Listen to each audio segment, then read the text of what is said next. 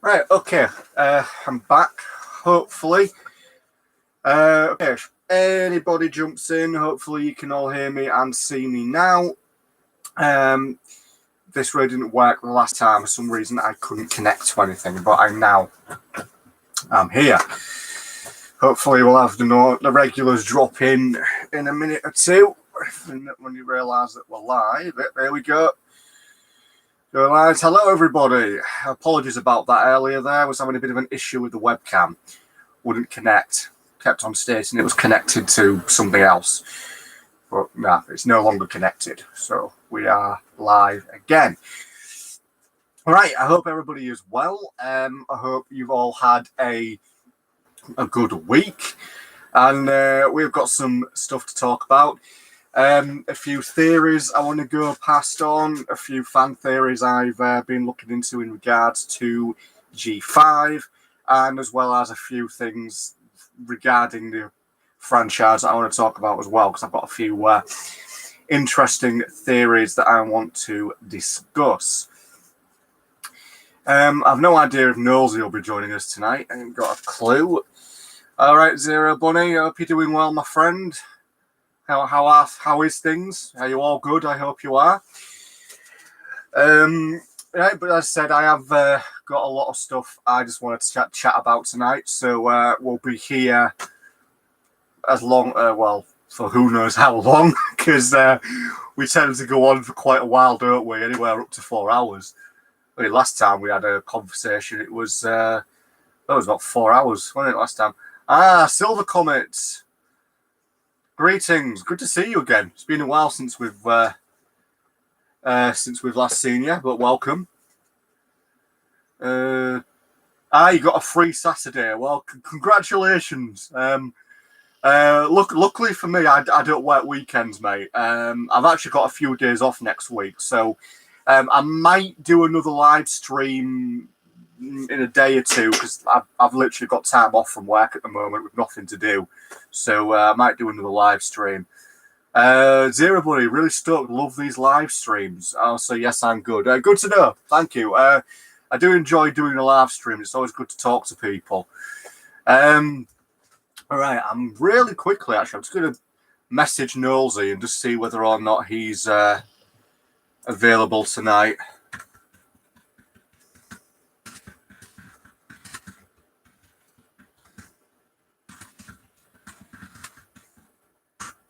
Oh, yeah. I just threw in a message for Nosey to see if he wants to join us. Anyway, so, right. There is a lot of stuff I want to talk about, actually.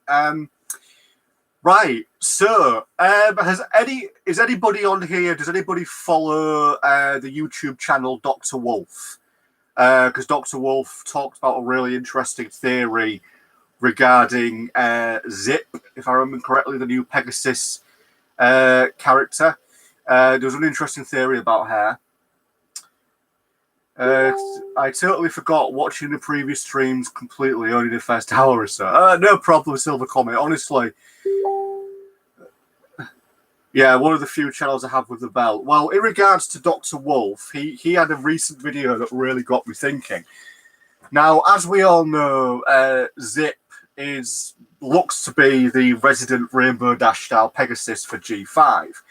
So Dr. Wolf's sort of theory for her is, what if she is essentially a next generation Wonderbolt who has been inspired heavily by Rainbow Dash? That is a good theory. I am actually really hoping that the main six will be inspiration for the main five, as they're now being known. Again, with Zip's character, not only is it very clear that she is going to be the Rainbow Dash of the new main six, I also am quite interested to see if whether or not she is going to be capable of doing the Sonic Rainbow. If she is going to base herself off Rainbow Dash, is she going to try and be the element of loyalty?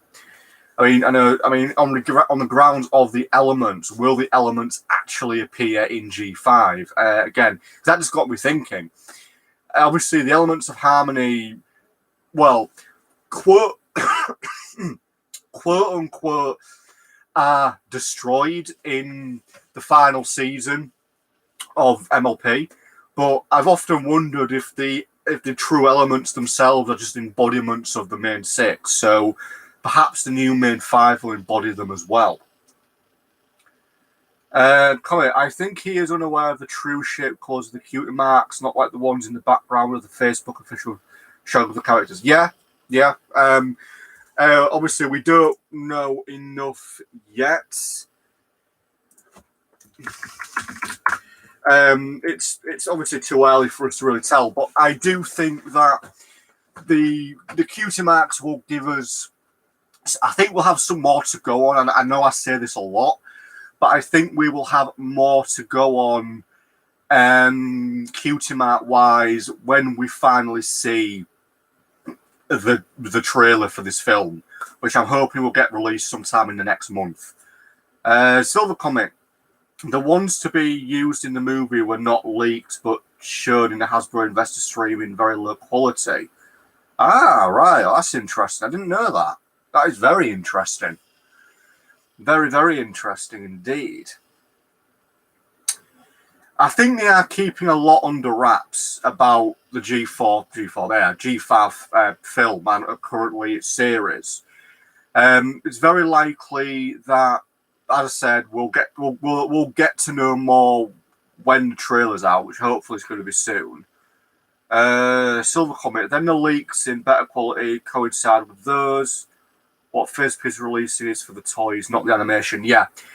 I've seen a lot of that, as you say. The toys at the moment are being used as sort of a main feature, if you will, to sort of give us a better idea of what to expect.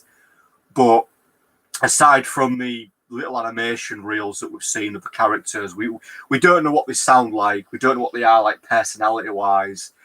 That's definitely one thing I think we're all waiting for, just to see what they're going to be like.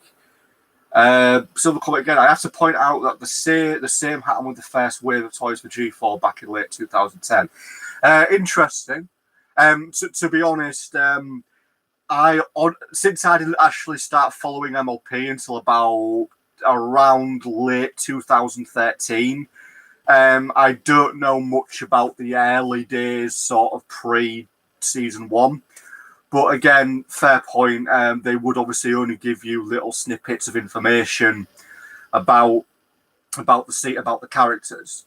So again, we are heavily relying on the limited information that we have.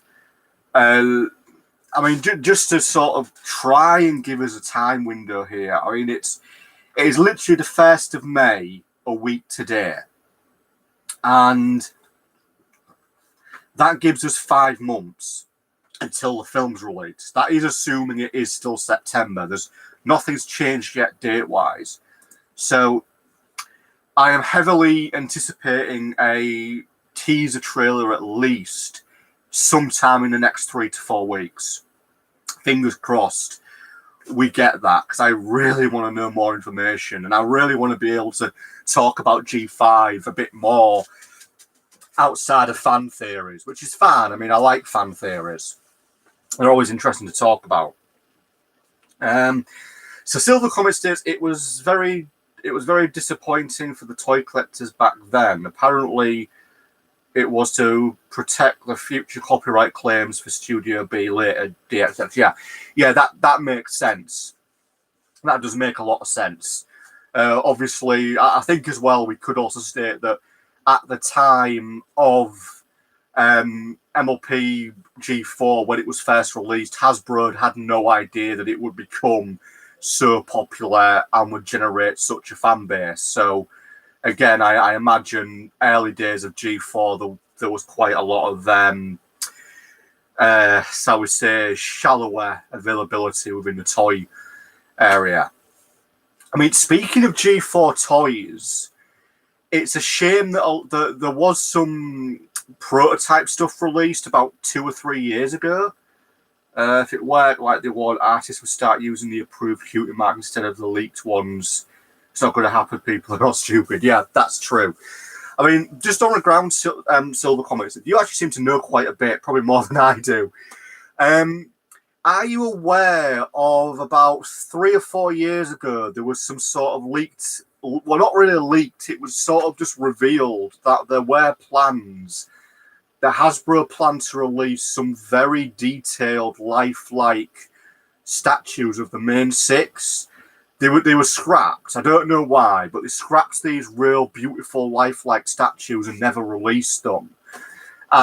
It's a shame, really, because if there's one thing I'm sort of like to collect is like lifelike stuff of statues. So like these Japanese Equestria Girls figurines that are coming out within the last sort of year that have the pony and the human sort of character combination. I really like those. I have got Sunset and Luna on pre-order. I literally only wanted to buy those two because they're my favourite characters, so that's hence why I bought them. But I think it's always a shame that we from I would say from Hasbro's perspective, they're all about selling merchandise, and obviously a lot of the merchandise for something like MLP is going to be, a lot of the earlier stuff would always be cheaper. They get hybrid as you go on. But some of the fan-based stuff that you can buy is amazing. I mean, as somebody who does have a bit of custom stuff from fans that make custom stuff like plushes and statues and things like that, it is amazing what the fans produce. But I know from a merchandise production, I'd love to see a bit more from Hasbro in the G5 era. Right, I'd love to see them maybe give the Brony fan base something a little bit more unique. I know we're getting this Japanese stuff that's coming out at the moment, but I'd love to see something really interesting for G5. Just something unique that was a bit of a thank you to the fan base.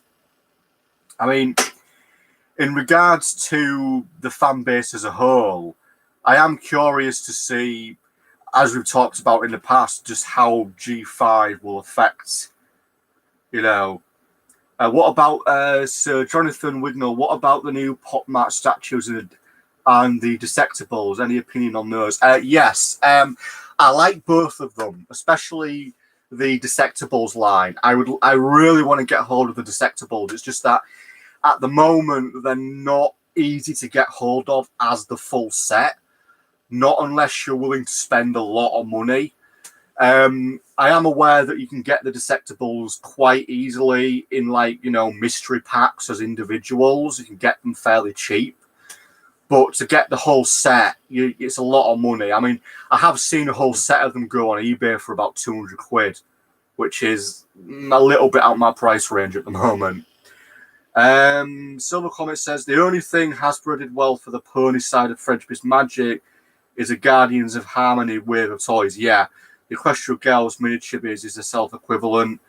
I do not recommend buying most of the Hasbro official toys. They're durable but not nice. Yeah, the Guardians of Harmony stuff is very nice. I own one of the Guardians of Harmony. Well, it's not quite Guardians of Harmony. It's the MLP movie stuff. I own Tempest Shadow and then the Tempest Shadow vs. Twilight sets, which I do really like.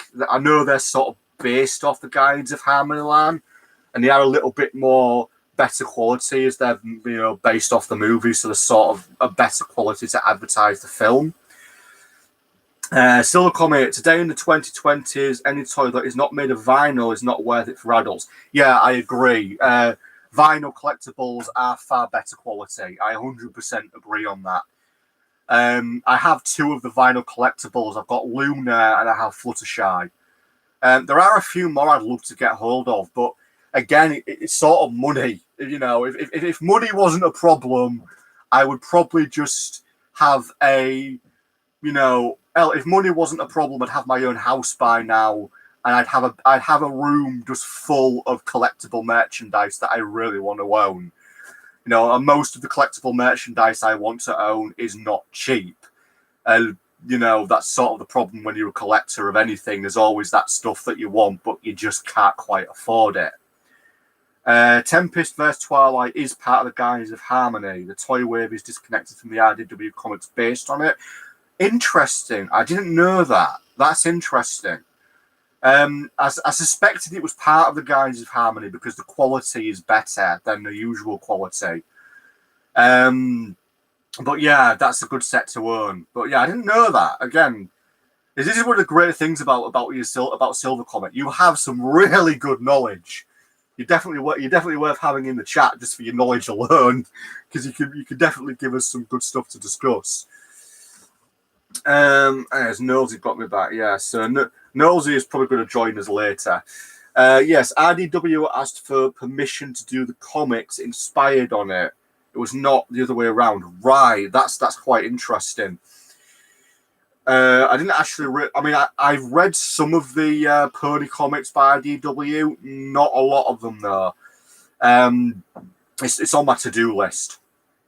Let's just say I do have some of the Pony comics digitally on my Kindle, so I will at some point be adding more.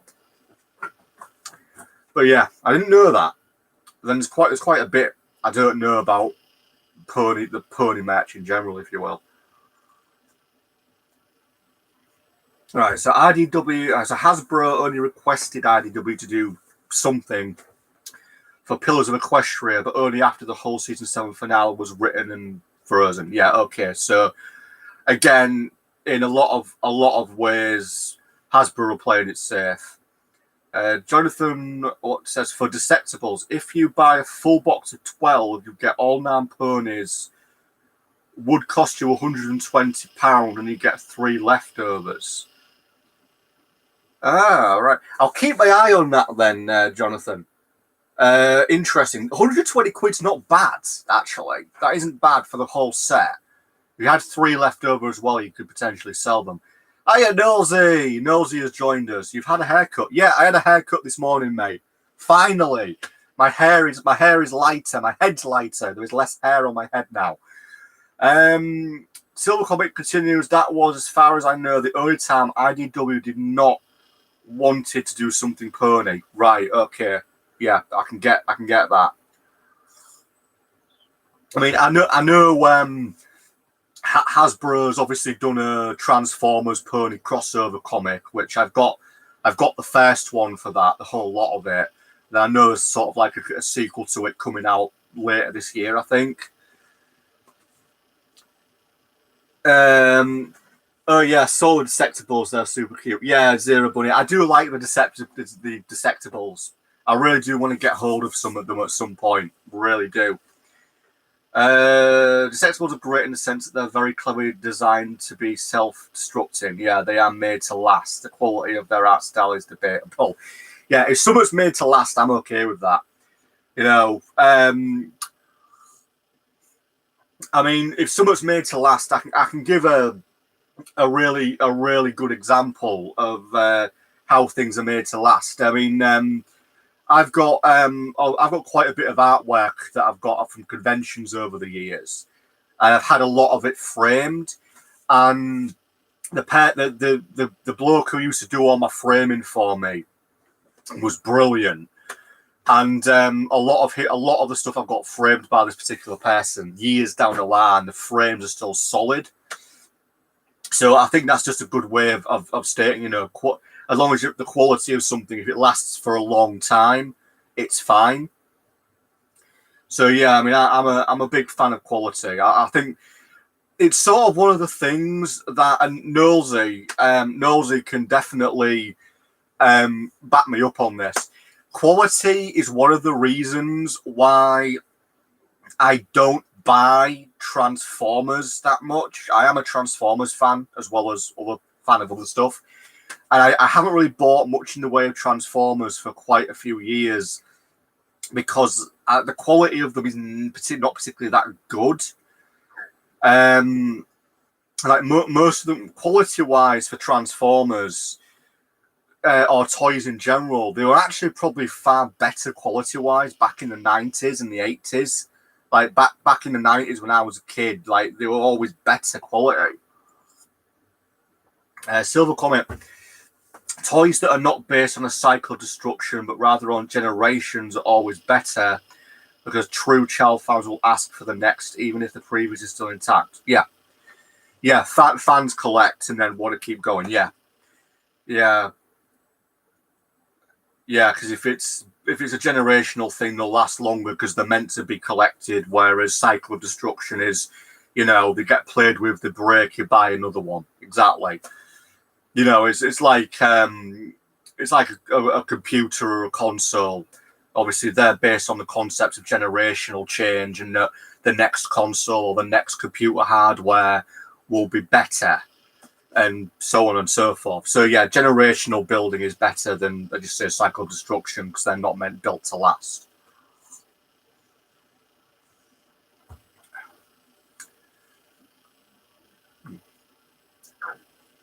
Nolsey, do you want to come on to audio, my friend? Do you want me to put you on audio chat with us so you can talk as well, or are you happy in the written chat? Up to you, mate. If you want me to pop you onto audio like last time, I'll do that.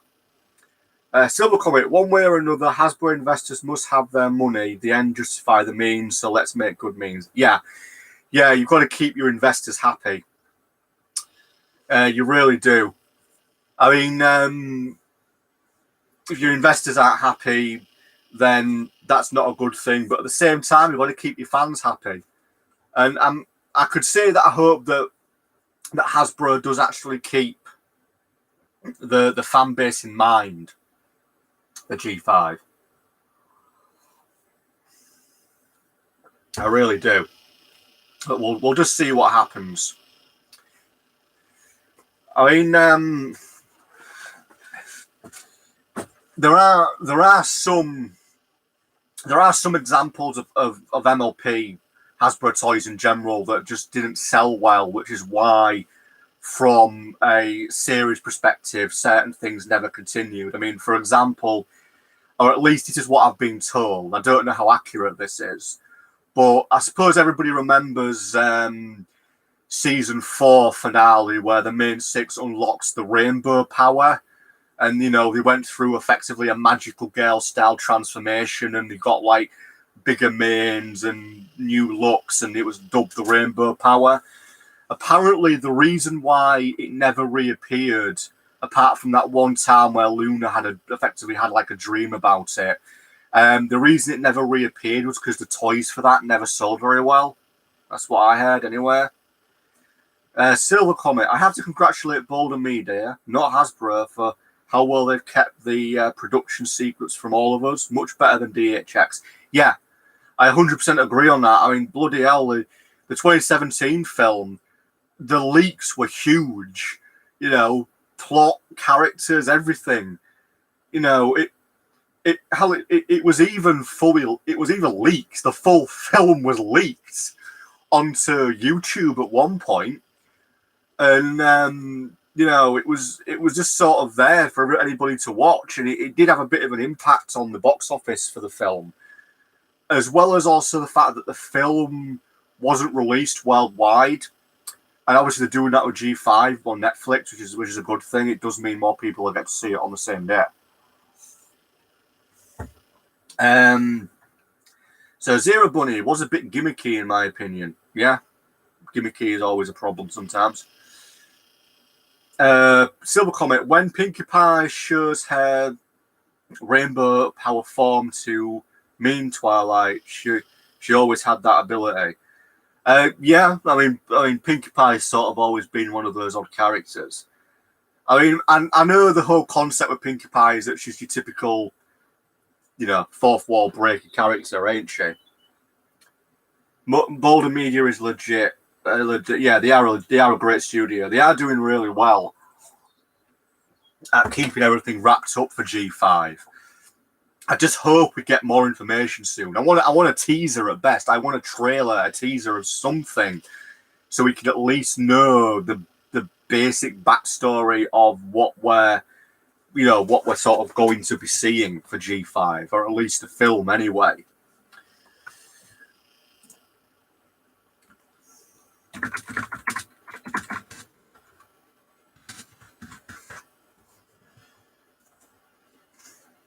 But I guess we'll know soon enough what's planned. If there is one thing I'll have to be completely honest about, I am sort of let down a little bit that I can understand why, but it's a bit of a shame that the G5 series will not be using the same CGI animation that's being used in the film, because the film animation looks beautiful. It really does.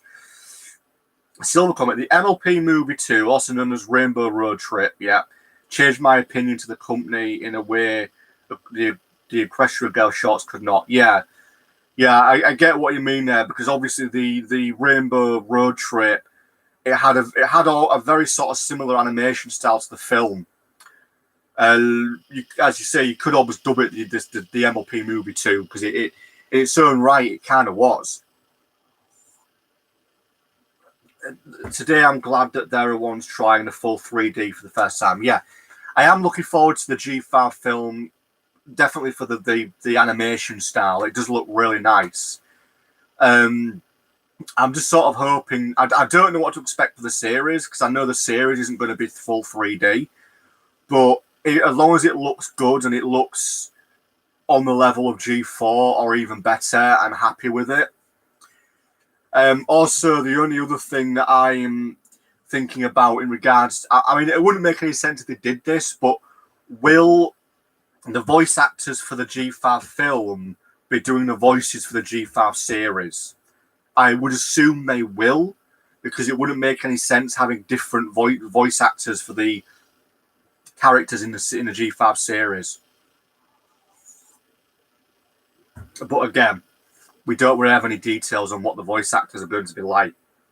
Hopefully we'll find out soon. I really, really want to know what the characters sound like, act like, and at least get a brief idea of what the storyline's about, and also an idea of what Equestria is like. I mean, we're looking at an Equestria potentially centuries later after G4, and they no longer have unity and the magic of friendship. That's all gone. The magic itself made it gone. So, I'm hoping to know why and what happened. Silver Comet states the singing voices are likely to be kept, but the movie voices may not be the same as the series. Yeah, it's potentially possible. I mean, depending on who's doing the voices in the film, they may not be affordable, shall we say, for a series, because obviously a film's going to have a bigger budget than a series is. So, yeah, potentially it could be different voice actors for the film and different voice actors for the series. Yeah, I agree. That's probably the reason why there is zero information about both. Yeah, it's very, very likely.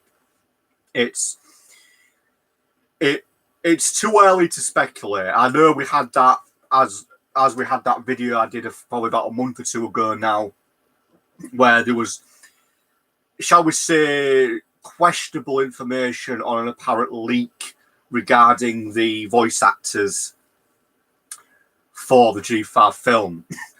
Obviously, we have no idea of knowing if that is correct information or not.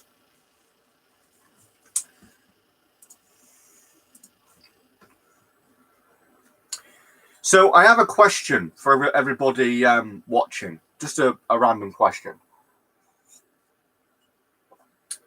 If I could sort out a multiple video chat for all of us, so we could all basically sit here and talk to each other through video chat, would that be something you'd all be interested in doing? Because I'm thinking about trying to set up a multi-video chat for everybody, so we could have like a big group chat through video and audio, if that's something you'd be interested in doing. If it is, I am going to look into it. Yeah, Silver Comet. Usually when there is an intention of keeping voice actors, they reveal it much sooner. That's true. If voice actors were going to be for the whole thing, film and series, they'd release it. Possible on my side, I don't have a microphone or webcam. Zero Bunny, that would be cool. Well, as I said, Silver Comet, Zero Bunny, it's just something I'm thinking of trying to set up, because I wouldn't mind just to have a real good conversation with you all through video chat. We do have the Ladix Bronies having a voice meet occasionally. We just use Jitsi on the side to do it. As I say, it's something I'm looking into. Just at the moment, software-wise, it's a case of trying to sort out some software. Although we could potentially try and do it through Google Hangouts. Nosy, it would be interesting if any of the voice actors for G4 will be back to voice some of the new characters in G5. For instance, Tiffany St. Germain and Kathy Westlock did in fact play characters in G3 or G2. Yeah, and again, obviously, a lot of the G4 voice actors are basically saying that they're not involved in G5, but let's be honest, they could be. They might not be able to say anything due to contract reasons. I mean, I'm just hoping that in the next 3 or 4 weeks we are going to get some more information, hopefully in the form of some sort of teaser trailer. Because if we can get some solid information to go on, that's going to be brilliant. I mean, let's just theorize here for a moment. What do people think? Do you think there's a possibility they may not release any sort of teaser? No trailers at all. They might keep us in the dark until the release dates. Or do you think they will give us at least a teaser trailer? Something just to give us a bit of an insight into the new world. Kill Comet states, Kathy Westlock mysterious absence in Pony Life may be caused precisely because of her return despite the Dragons of the G5 series. Again, an interesting theory. I mean, in regards to Spike, potentially Spike could well be in G5 because we do know that the dragons sort of live a lot longer than the ponies do, and potentially he could well be in the G5 universe as like an old grown-up dragon, like a few hundred years old. It is quite interesting that.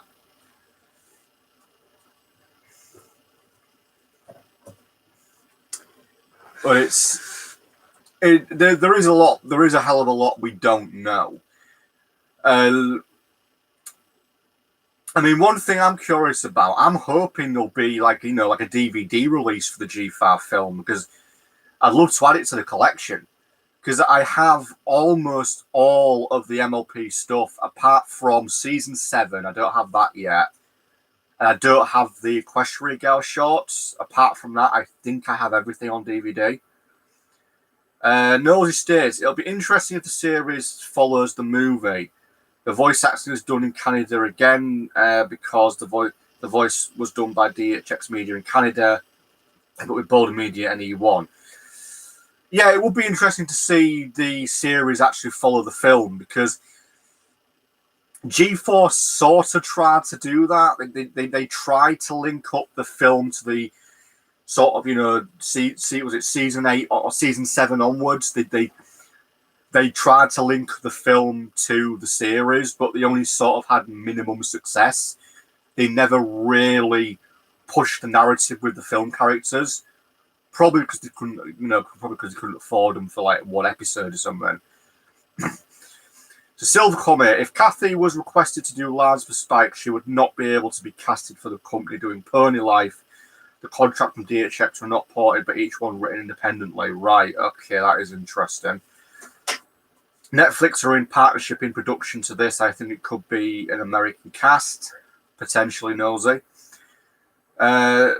Jono's Vlogs, the voice actor was done before Netflix was involved. Right, okay, so there's still information we don't fully know about.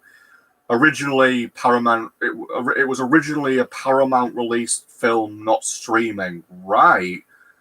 So originally it would have been, so it potentially could have been a cinema release then, potentially. But again, could change for the series. I think it just depends. It really depends on. I think it really depends entirely on what sort of the plan is. Really, we just don't know enough. It's just annoying. I want to know more. Yeah, again, while they keep the voice actor secret, Silver Comet. Yeah, again, it's a fair point to make. I think we will. We'll have to get a teaser of some sort, and I think when we do, that'll give us a lot to go on. I imagine it's safe to say there will be comics and other things involved in G5, and there'll be like an extended universe, if you will, for G5. So I'd be hoping to actually see that.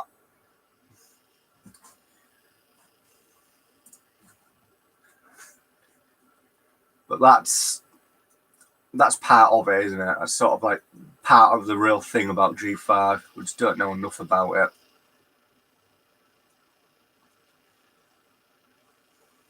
I mean, potentially, based off fan theories, I think we might maybe get Twilight and Spike in some fashion.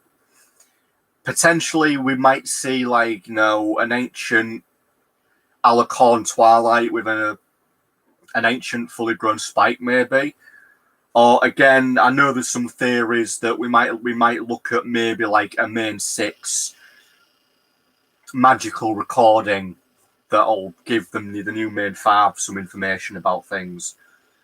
So call it the only real, not rumors, data came from the Russian side of the Hasbro investors, who revealed that the G5 seasons 1 and 2 were already paid for in advance to Boulder Media.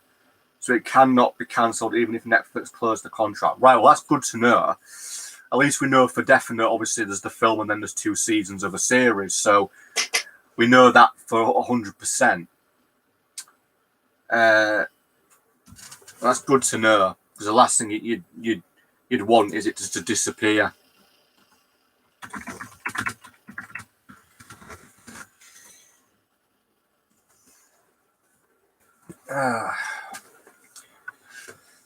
But yeah, it's good to know at least the first 2 seasons are pretty solid. I mean, in regards to G5 as a whole, I am very curious about how the world will be broken up. I mean, obviously, I think it's safe to say that the Pegasi, I'm going to make an assumption the Pegasi have got airships now.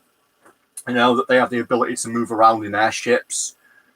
And I also have a theory that Canterlot will be the unicorn capital, and there may well be a lot of references in Canterlot to the main 6.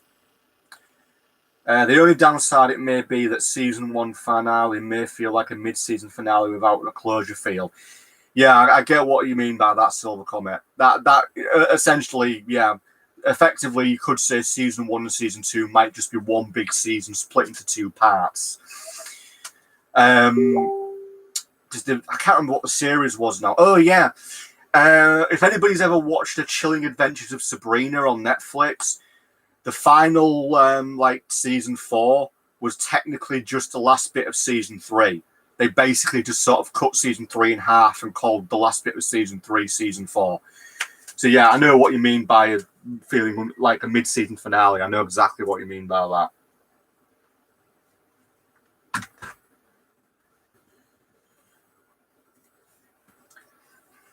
I mean, we'll know eventually. I mean, just out of interest, is there any G5 information that I don't know about at the moment?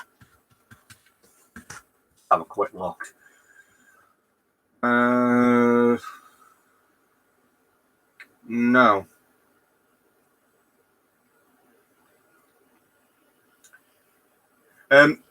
There is one thing that's worth showing.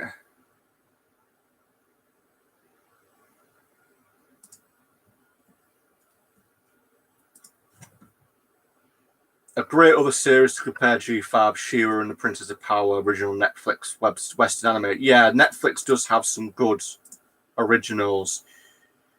Yeah, if you check out the link below that I'm sending, that obviously shows the now debunked sort of G5 designs. I know that some of these designs were based off early G4 concept art. Some of them, I think, are possibly read like fan art, maybe. But what I always find interesting about these sort of designs is the Rainbow Dash design. The wings especially are basically very similar to the wings that show up in obviously the Rainbow Friendship film, and also the wings that Zip has. So I can't help but wonder if some of that artwork made its way over into the G5 universe. And obviously, I know that those images weren't legitimate. They were obviously disproven, and they aren't legitimate anymore because we already know what G5 characters look like. I mean, the other thing about G5 I'm curious about is how they're going to handle the music portion. Because the songs were a big part of G4, and I'm very interested to see how G5 will sort of recreate that. I mean, it'll be very different with it being, digitally animated rather. Well, obviously G4 was digital, but it wasn't full 3D digital. So it'll be interesting to see how the difference is when they do musical numbers. Zero Bunny, they were cute. They were cute a bit over the top, but cute. However, Twilight as an Earth pony is just a no. Yeah, I mean, that whole thing with Twilight becoming an Earth pony. I know that these designs, obviously, I don't think they were ever official. I'm convinced they were either, leaked, or shall I say, leaked to throw people off the scent of G5, or they may have been purely a fan creation. But I know the whole thing with Twilight as an Earth pony led to a big theory that G5 would somehow involve either like an alternate universe, or would involve some sort of big magical spell that changed all the main six and changed them into like different types of ponies. But yeah, the whole Twilight being Earth ponies didn't really work as an idea. I'm too used to her being a unicorn and later on being an alicorn.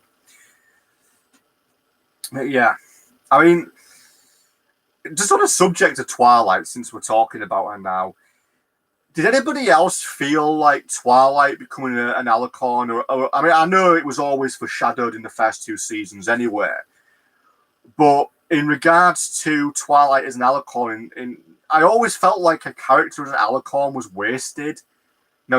She was more or less the same character, just with wings. She never really did much in the way of royal duties. Silver Comet states they were real things that made by DHX, a company that does not exist anymore. That's interesting. So that artwork then was legitimate. That's interesting. If it was legitimate, then maybe there was another G5 plan in the past. Maybe. Until things changed. But, as I just said, with Twilight's character, I always felt that she was never really, shall we say, an alicorn in status. I always saw her as an alicorn in name only. Her character didn't really change much. I mean, with Twilight's character, if you look at her character from season 1 to season 3, yes, she did change, but ultimately she didn't change hugely. So Silver Comet, another bit of nugget of information. Lauren Force did plan for Twilight replacing Celestia, the Queen, but without becoming an archangel herself. She was supposed to just be a king-like rather than a godlike figure. Yeah, that I know about. Because I know that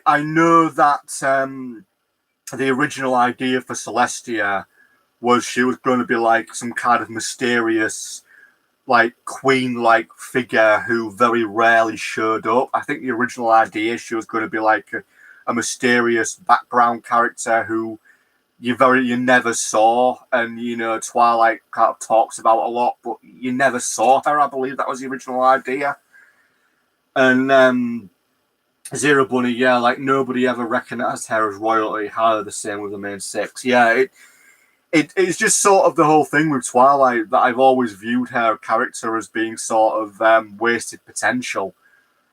She goes on to become an alicorn, and then ultimately she's just the same character for like 3 seasons, and then she becomes, head mayor of this school she opens. But again, that was very much focusing on a Harry Potter vibe. That was trying to cash in on the reawakening of Harry Potter being popular. So they effectively created Twilight's magic school, which again was never fully focused on. It was only a small part of the later seasons.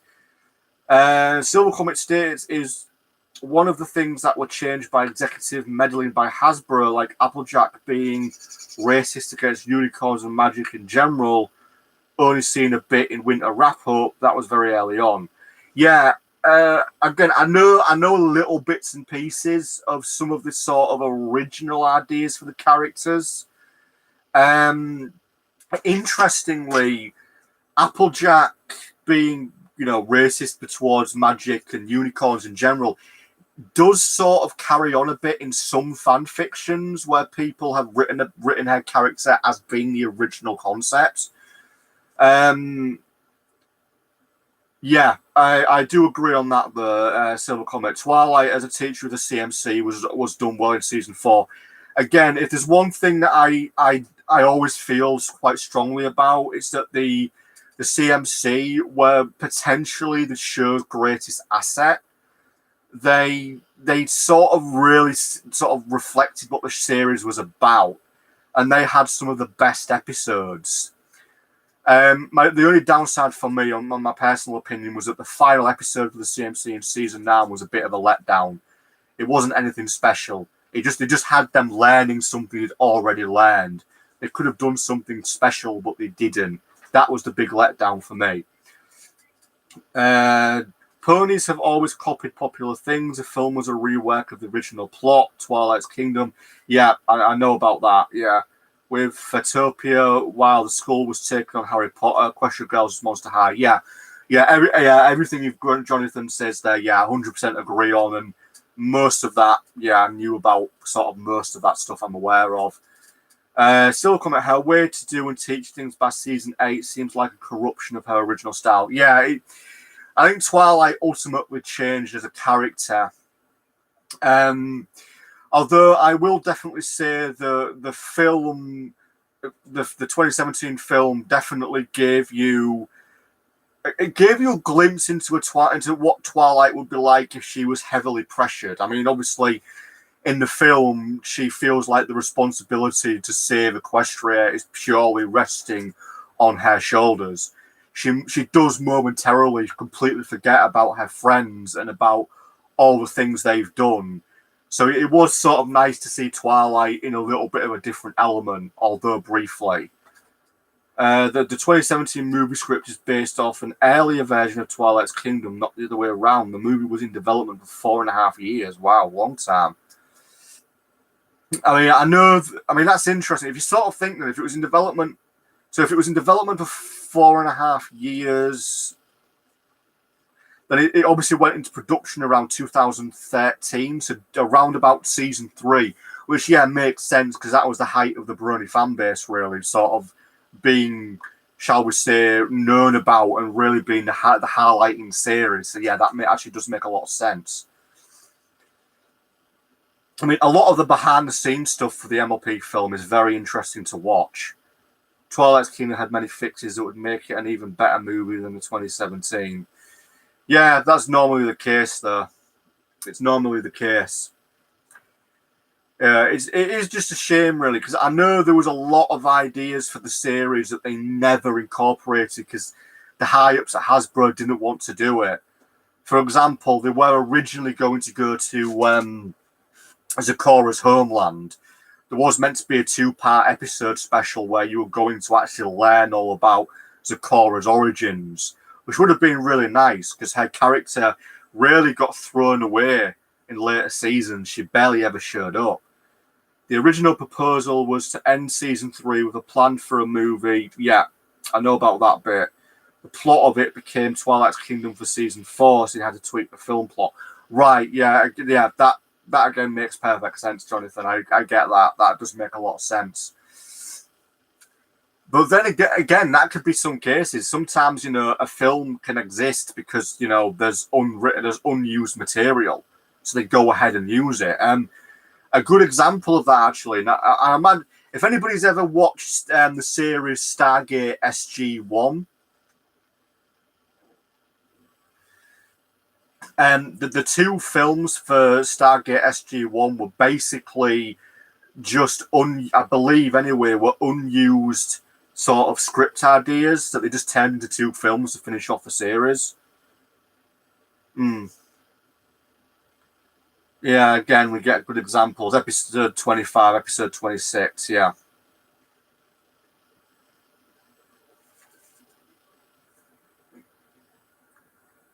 Yeah, fan of SG-1, Atlantis, and Universe, yeah. Yeah, I have been hearing, well, there's always rumours that Stargate's coming back, and it never has done. So whether or not these new rumours are true is who knows. But yeah, I do like Stargate. Good series. Really good series, especially considering of how well it lasted for like 9 years and had two films. So, well, 3 films if you count the original film. Which I know that the series for Stargate SG-1 was technically only loosely based off the original film to a certain extent.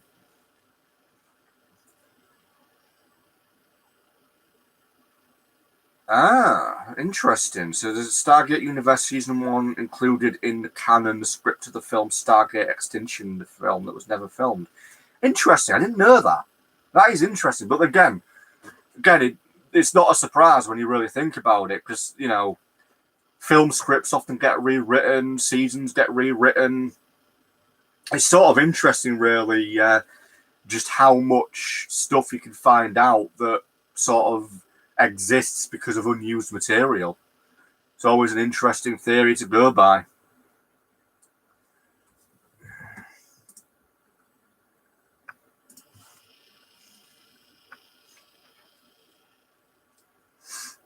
Yeah, but yeah, definitely proof of that. I mean, as I say, I know with MLP, what is dubbed season 10 for the comics is largely made up of unused material that was supposed to be used in the series.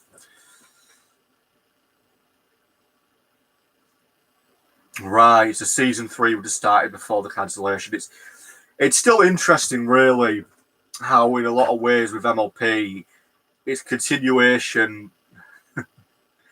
Back to ponies, we are losing viewers. Well, back to ponies indeed. We did lose to it, so we lost a bit of track there. We got talking about other stuff, but no, I mean, on the subject of ponies, I mean, the comics, I know that the current comic sort of universe is covering season 10, and it's covering what would have been season 10. As I say, a big chunk of what season 10 was supposed to be would have covered Zikora's character.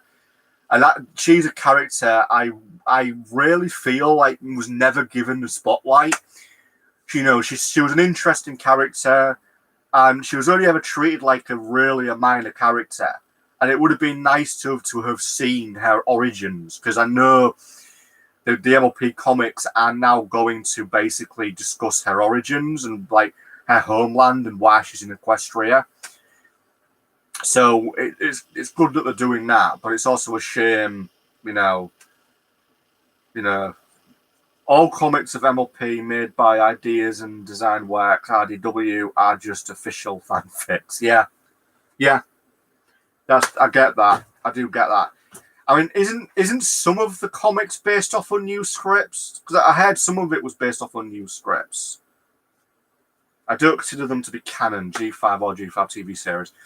I mean, fair enough. I mean, I have read some of the comics, but I don't know a lot about them, the sort of conception of them, if you will. I might be wrong about this, but I'm fairly certain some of the comics are based off unused scripts. Again, I don't know how true that is. I just sort of heard that some of the comics are based off like unused story ideas for the series that they just never used.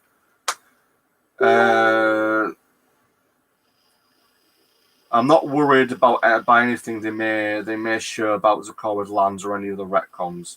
Fair enough. I mean, I suppose comic wise, it wouldn't be fully canon. Oh, hang on. Nolsey! Hey, how's it going? Thank you for joining us through the magic of audio. We need The earlier, we need to sort. We really need at some point to sort out a proper, twin live stream for us both on here. But never mind. But anyway, Nosy has now joined us through audio, everybody, so we can hear Nosy at last. But anyway, Nosy, since you're here and since no doubt you've been watching the chat, let's get the conversation rolling more with yourself. Have you read any of the comics, and what is your opinion on the wider world of MLP? You know, like where the series could have gone if it had maybe continued for a 10th season, and also how do you think G5 will follow in the footsteps of G4? right, okay. Well, answer to the first question, which is I haven't actually read any of the comics yet. I have a couple on pre-order, which is the season 10 trade back, I think it is. So I've got that on pre-order, and I think the manga as well. But no, I haven't actually read any of the comics yet. As for what I think about if we actually got a 10th season, it would have been interesting to kind of get a season of kind of at the point of where episode 25 kind of left off. So you kind of got like all the like older versions of the ponies, and it would have been interesting to see what the new generation or the new main six, that was at the School of Friendship.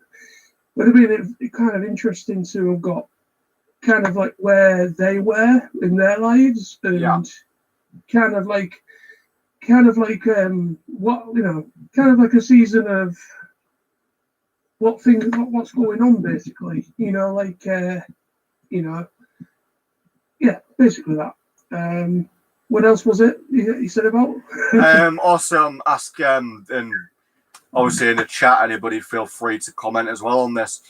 How do you think G5 will continue in the footsteps of G4? I mean, what will G5 take from G4? What do you think they'll take from G4?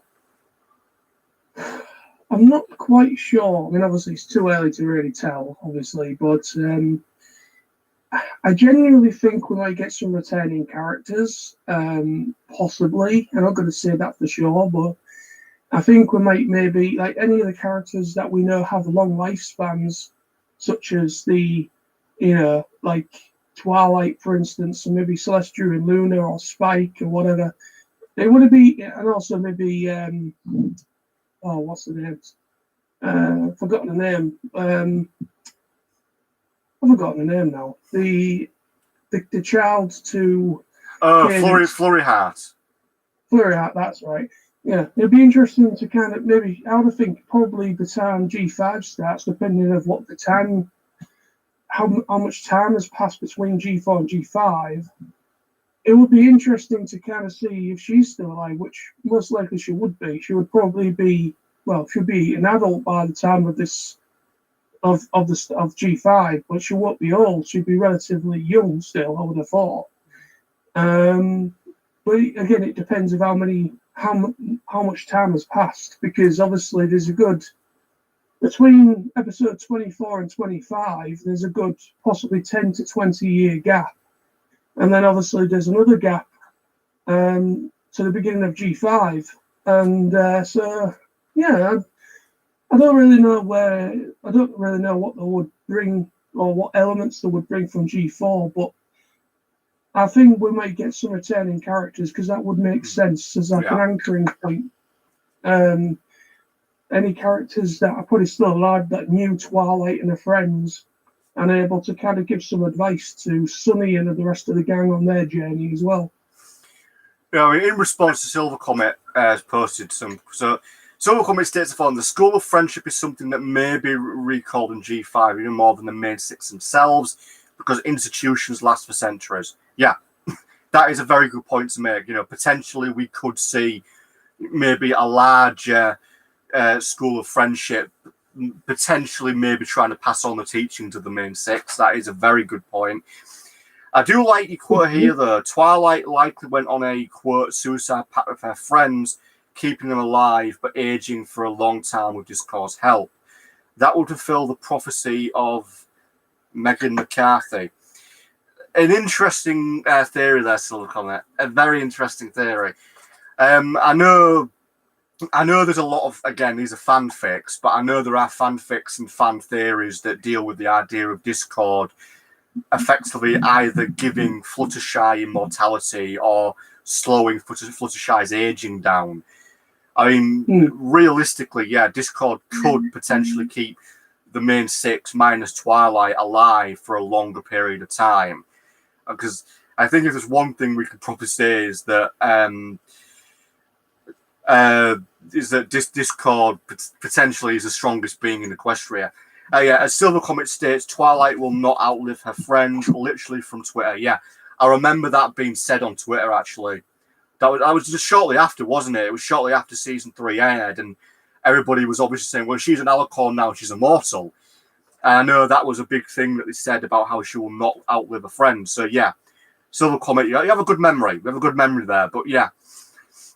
So I think we could, through all that, potentially, we might well be safe to say that Twilight won't be around in G5, or if she is, all her friends are too. I don't know. I mean, we know that the main six, the G4 characters, we know that they are in the G5 universe in some capacity. That one picture of Sunny's bedroom clearly shows like figurines of the main six and posters of the main six cutie marks, and also at least one poster of Celestia's cutie mark. So we know that those characters exist in some format. Whether or not that's historically or some sort of legend or myth, we don't know. But they're definitely in there in some way. Yeah, they are. I mean, to be honest with you, I still kind of understand where what's his name? On YouTube. Dr. Wolf. Sorry? Dr. Wolf. That's right, Dr. Wolf. Yeah, I'm forgetting names tonight. I apologize. But yeah, Dr. Wolf, like basically, I did a video responding to kind of my own thoughts on it, and that whether Sunny does actually have the Journal of Friendship. Does actually have the as Twilight's diary, whatever. It would be interesting if that is actually true, because that would actually kind of make sense, because of the way that our G4 ends, like obviously like someone's reading a book, it kind of makes me wonder a lot more whether it is possibly Sunny or maybe Spike or somebody kind of like reading over the history for like memory's sake. Or it could as well, like say, that'd be Sunny. So obviously somebody's been reading it, and it's obviously been all jotted down in a book, some description or a diary. So I am kind of leaning towards that opinion, as that could be a plausible thing that we might see at the beginning of the movie. Yeah, in regards to, I agree. I mean, what Silver Comet says, if Twilight is back also with all the main six, it would be a mess. It's, better on the other side. Yeah, I can get that. And it would be a bit complicated. But also, the Silver Comet points out Spike never counts for this, aka as number 7. Yeah, if there's one thing about Spike, I always feel sorry for him. He's very much a left-out character who had a lot of potential. And I still stand by the theory that he was originally meant to be a 7th element, because there is evidence to back that theory up. Silver Comet goes on to state, I do not agree with Dr. Wolf's hypothesis that the Wonderbolts are still a thing in G5. They are part of the EUP that was made specifically for Celestia, not even for the Queen. Right, okay, so yeah, potentially Celestia would probably wouldn't be around, so yeah, they may not even be around too. Again, we don't know, but again, a good concept from Silver Comet. We just don't know enough to we could speculate all night. But an interesting theory, though, again, from Silver Comet. You really come up with good theories. You really do. Definitely give us lots of stuff to discuss. Also, so in regard to, how can I say this? So in regards to Spike, I just feel that Spike's character was originally meant to be more. Now I know I've discussed this in the previous video, but I just feel like he had more potential and was definitely meant to be a seventh element, because it's basically pretty much almost unofficially stated, if you will, that Sunset Shimmer is a seventh element, because there's technically the main seven in the Equestria Girls universe, and they all represent the elements, and therefore Sunset represents an element as well. So I'm just convinced Spike was always meant to represent a seventh element that was like going to pop up at some point. Silver Comet. Yeah. Wonderbolt's a part of Equestria as a unified nation, not really part of the Pegasus side of the government, regardless of their restricted race requirements. The Spike element was hinted back in Inspiration Manifestation. Right, again, it's just something that I always have sort of a very strong sort of belief on with Spike, that, as I say, he was always meant to be more. And it's just a shame that they never really did much with him. But unfortunately, Spike's character is very much the sidekick character, and sidekick characters very rarely get a time to shine. Or if they do, it's maybe in like 1 or 2 episodes. Yeah, I agree with your point that I honestly do think there was more plans and probably a lot more involvement meant for Spike. I mean, the way that he is in the movie, where he kind of had like a good strong involvement in the movie, and a lot of people thought, well, he actually did try to fight back there. He actually tried to protect Twilight when she got kidnapped or taken away by Tempest, and people generally thought, might we see an awakening in the movie for Spike because of how involved he was. But then obviously once we got the seasons that followed from the movie, it just seemed to kind of forget a lot of the elements of that film. It's almost as if they did reference it a few times. And obviously they referenced it in the finale. But I do agree. Spike was certainly a wasted character. He did have a lot more possible potential, and it would have been nice to have seen, whether he would probably become an element. And because obviously from an earlier episode, you probably might remember this, Sam, is that there was like a green gem that was really like a green gem, or something, or some sort of type of gem in like the first or second season, which kind of made people think as if he has that gem and it's kind of obviously possibly reacting to Spike, it kind of made you think that could it certainly be an element bearer. Yeah. But obviously, I think that obviously moved on to Starlight, because obviously Starlight kind of became the next element, really. As Silver Comet has put here, the Spike element was hinted in Inspiration Manifestation. Yeah, I remember that, the episode.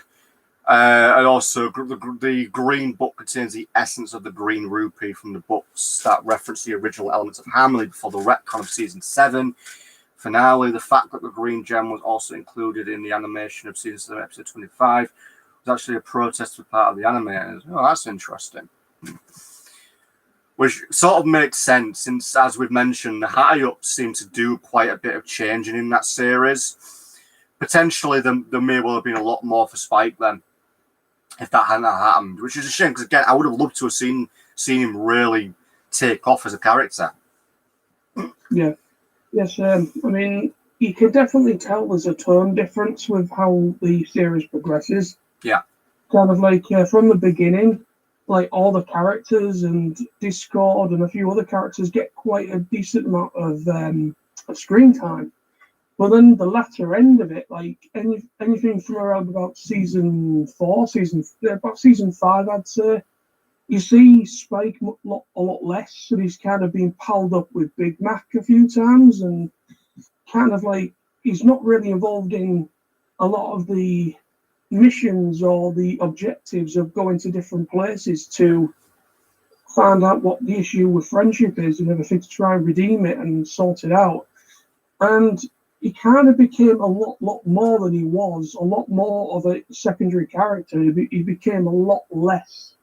And his progression drastically changed as the series progressed. And it is unfortunate. It is a shame, really, because it would have been nice to have seen something from him, whether, I don't know, a lot more of him and what potential he could have had, in aiding Twilight and her friends in their quests and things.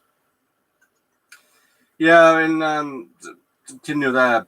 Silver Comics, it's basically all the Spike potential was squandered. Even his mum was just the imagination of a liar by Hasbro's executive meddling. Yeah, it is sort of irritating, really, that, he was heavily reduced in character and even a lot of the times never on screen. I know they sort of filled it out a bit by doing that whole episode where, he's playing what is effectively Dungeons and Dragons with Big Mac and Discord, and that was sort of thrown in to basically say, oh yeah, when the main six go away on an adventure, Spike just chills out with Big Mac and they just play Dungeons and Dragons.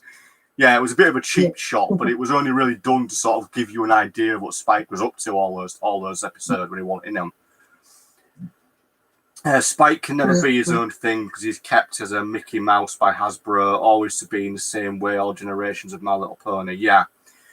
Poor Spike, he deserved more than that, even worse than Applejack. Yeah, he did. I agree. He really did deserve to be treated better. It's just a shame, really. I mean, I think in a way his character is, as you say, he's just a sidekick. He's just someone that's there every now and then. And yeah, he does have the odd episode where he really shines as a character, but there's very few of them.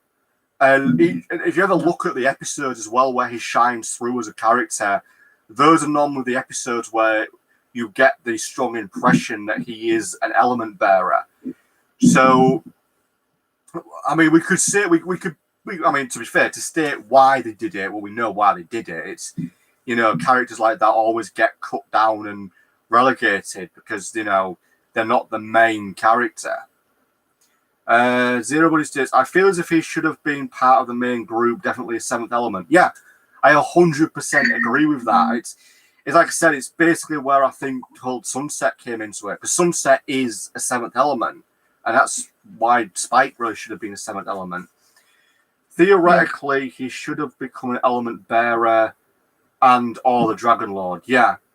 Again, Spike was always that character who was sort of given something only temporarily to let it go, like as we know, he did effectively become the Dragon Lord for about 60 seconds. All he really did was I forget his name now, that dragon that always sort of picked on him. He basically made him go and hug all the other dragons, and then he gave his power up to Ember. It's just a shame, but yeah, potentially Spike had so much potential.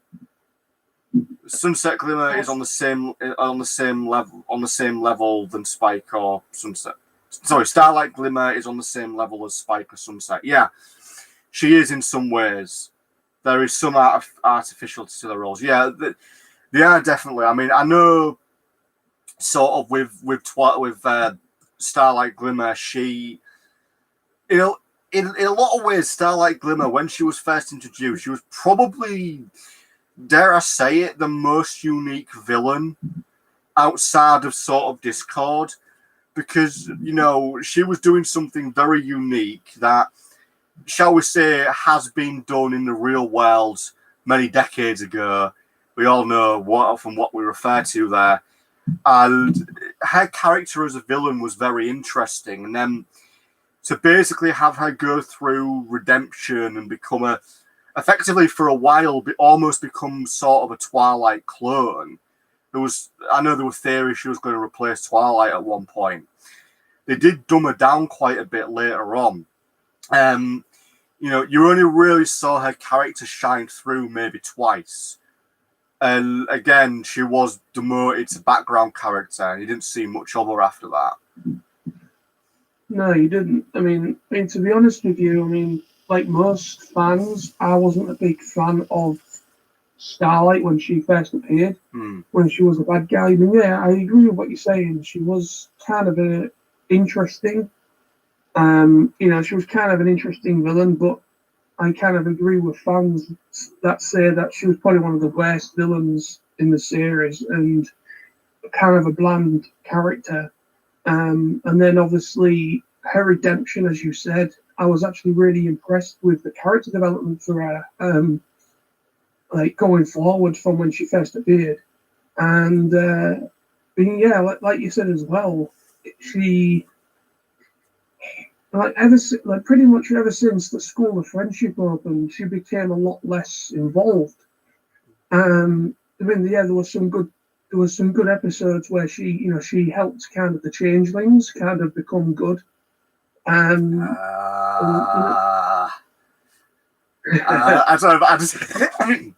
I'm gonna be brutally blunt. I hate that episode. I hate. It's like the season 6 finale, isn't it? I hate that with a passion. I really don't like that 2-parter episode. Just what they did with the changelings, I really annoyed me. They took them from being a really unique sort of character to, in a way, they were still unique, but I never really liked the new look. And I never really liked Thorax because he just came across as being a really silly character who was supposedly a king of his own empire. I hated what they did with the changelings. Just a quote, Silver Comet: Starlight Glimmer was supposed to be Alucard Twilight's nemesis, in contrast to Unicorn Twilight's rival Trixie. Yeah, that does make sense. The later retirement of Buff, back when she was going to be Aura Glimmer, pre-season 5 production. The later retirement of both Megan and Larson, of the developers' character, distorted what she was. The changelings could be multicolored but cool. Just look at Thorax's brother. Yeah, Thorax's brother was an interesting character, but you only ever showed up in like one episode. I mean, it's just. I just didn't like what they did to him. I mean, everyone's feel free to like them if you do, that's fine and all, but I just didn't like what they did to him all out. It just, there was just something about that episode. I know that episode was basically trying to be The Hobbit. It's effectively what they were doing. Ah, right. He was in the finale in the Coronation of Twilight. Right. Again, he probably would have been background, I imagine, because they shoved in so many characters into the background in the final bit of the final, the second to last episode in a coronation and all that. They had so many characters just sitting in the background.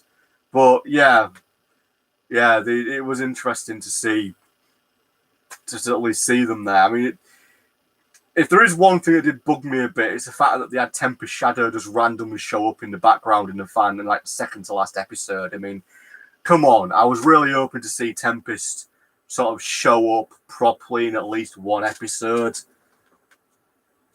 No, it's just a shame. Let's read down in Elsie. We'll get you back.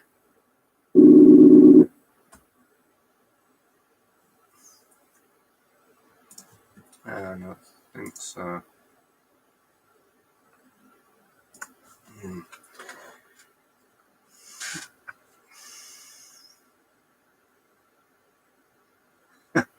Here is the awesome unicorn of a broken but functional horn.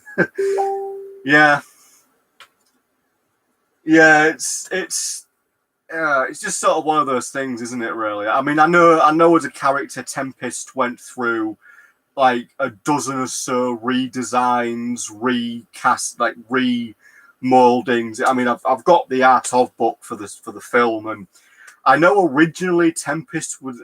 I think the original idea for Tempest, if I remembering this right, she was originally going to be like a nomadic pony that the main 6 encountered, and that she was just going to like randomly join them. There was another idea early on that she was going to be like a mercenary working for the Storm King, which it sort of was, though obviously not fully.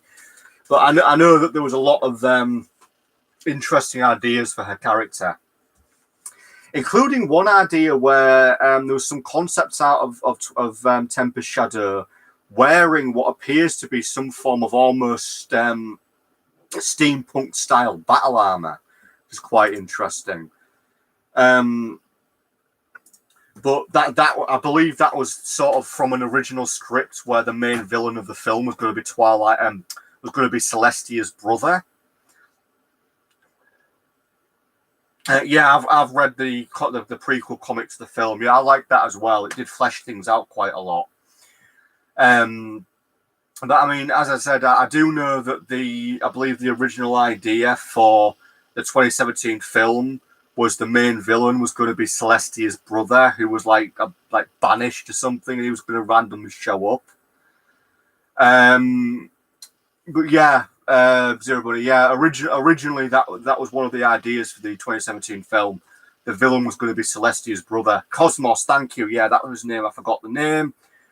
The brother of Celestia, but not Luna. That was awesome lore that was never made. Yeah, it's mentioned in the Art of book. Again, I've got the Art of book for the film, and it talks about that, and it's really interesting what they were originally going to do. There was this whole concept, I believe, Cosmos was like going to be banished, and because he was sort of effectively evil, and he was going to randomly show up, and it was going to be really interesting because the original concept was going to dive deep into Celestia's past, which obviously they never really did. So we were going to get to see, a past of the royals, if you were. It's rather obvious Celestia and Luna were not born from the same mother. Yeah, yeah, I know. There's a lot of theories about Celestia and Luna's pasts and their origins and the parents, and it is a shame that the idea of Cosmos, Celestia's brother, never happened in the film, because I think it would have been really interesting to have seen that grow. It would have been really interesting. I believe I read somewhere about 2 or 3 years, a bit more than that, about 4 years ago now. I believe Cosmos was supposed to end up in the comics at some point, but I think they ditched the idea completely. It's really interesting. I mean, some of the designs for him as well are quite interesting. It's just a shame that they never went that way, because we would have got to have seen a lot of Celestia and Luna's past in the film if that's what they would have done. But yeah, and again, there's little hints throughout the MLP about Celestia and Luna, but only very, very small hints. Let me just show it out. I've got it in here somewhere. Yeah, here it is. If no one's ever read this, The Journal of the Two Sisters, I highly recommend this book. It's basically like a prequel story about Celestia and Luna before they sort of came to Equestria. It's really interesting. I'm not sure if this is official canon though, but it's worth reading. It's an interesting book. Really interesting. In Celestia's 1011, hang on, Nosey's coming back. There we go. Nosey, welcome back, Nosey. In Celestia's 1111 celebration of the sun, she got her cutie mark, Sun Raiden. She barely even mentions her friend from the theatre, is all we get from the past. Yeah. So the journal and the Crystal Heart spell is official canon up to the season 4 finale. Right. I've heard of the Crystal Heart spell. I didn't know it was canon though. Interesting there. Nosey, are you with us? No, man. Right, you're there. You're back. Fantastic. But yeah, I didn't realise that the Crystal Heart was official canon. I know that's all about how. I've never read it, but if I'm right, that's about how Cadence became an Alicorn, isn't it? It's all about how she becomes an Alicorn, or possibly up to season 5. It's debatable. The 2 books are not official canon for season 1, though. Yeah, that makes sense. But I only know that General of the Two Sisters is classed as canon. I think, sort of, is it after season 2, I believe, or pre-season 3, something like that. Yeah, I know season 1 in its own right is pretty much its own thing. It's very much its own thing as season 1. It's very different. Season 1 and 2 are very different from the later seasons. I would almost say that the first 4 seasons are almost a singular story. And then if you look at season 5 of MLP, really, season 5 was almost more or less finishing off the overall story. I mean, after season 5, a lot of what happened is largely filler, just sort of continuing on the series to sort of sell stuff, really.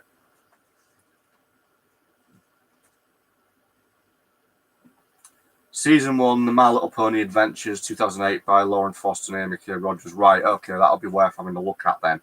So I imagine that'll be more canon and following an original ideas. I mean, with Lauren Foster, I was never really sure. Was she sort of forced out of the whole pony? Was she forced out of the series as a creator by Hasbro, and she just like willingly leave after season 3? Because I've never been fully clear on that. Season 2, 3, 4, the official books like Journey and Crystal, right? So they link in then. But yeah, I was never really sure on the reasons why Lauren Foster left. I mean, I've heard everything from she was forced out by Hasbro to she basically only planned to do 3 seasons and Hasbro sort of took over afterwards. From season 5 to 7, everything micromanaged by Hasbro for Boulder Media and IDW. Right, okay. Because I do know that there was a few years ago, there was sort of like there was like a Twitter thing with Lauren Foster where she was doing like a Q&A, and when people started asking her about like later season stuff, she didn't actually know what they were talking about. She had no involvement. Season 8 and 9 do not have any out of series canon books, right? Worth knowing. So I suppose 8 and 9 are their own thing then, really. They don't have an extended universe, if you will. I mean, there is some really interesting things in the comics that dive into sort of the creation of the Changelings and Celestia's past. But again, I know they aren't canon. I know that the theory about the Changelings in the series is that they're from like another planet. There's like a really interesting theory that they're like effectively aliens that somehow arrived on Equestria. Because I know isn't there a moment in the episode with the Changelings where Chrysalis states that Equestria has more love than any world she's ever visited? Something along those lines. You could say any book made later stops the history at season 7 and the finale of 2017 movie, right? So effectively, it sort of stops after that point then. But yeah, I mean, on the grounds of Queen Chrysalis, it's just sort of fan theories. But as I said, I'm fairly certain there's a line she says where she states something like, out of all the worlds I've visited or been to, Equestria has more love than any world I've been to, something like that. Lauren Foster left after season 2, right? I thought it was season 3. She didn't left after season 3. From what I understand, the reason why Lauren left was due to creative differences, right? Yeah, I can sort of understand that really, because creative differences can always be a bit of a problem, especially with a series getting bigger. It's always going to be a problem.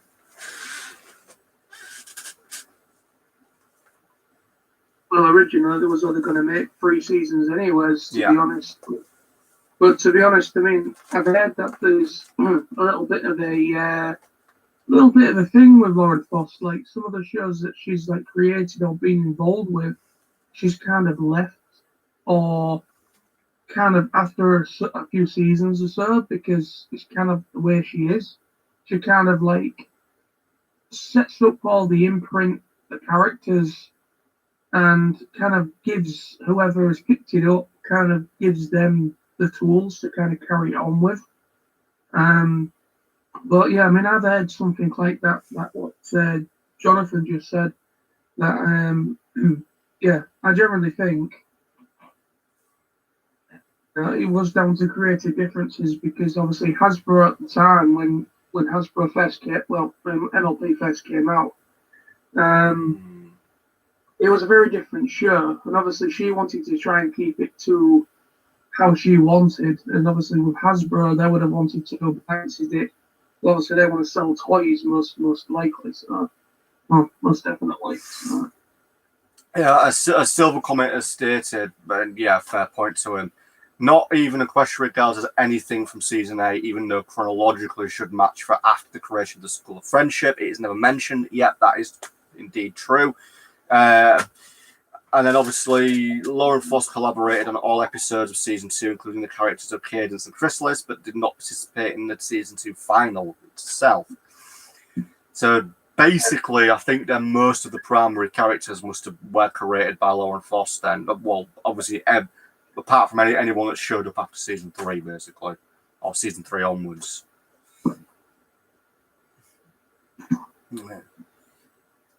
Yeah, because I mean, this with Equestria Girls, they basically sort of tried to link it up to, or at least link the 2017 film into the Equestria Girls universe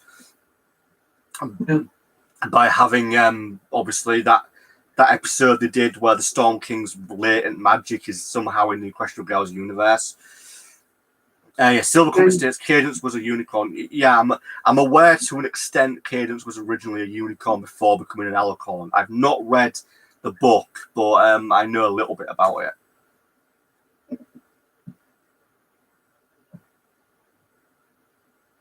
Nothing special for Twilight's brother to marry her, besides she being a descendant of Princess Platinum. Yeah, Princess Platinum gets mentioned a lot.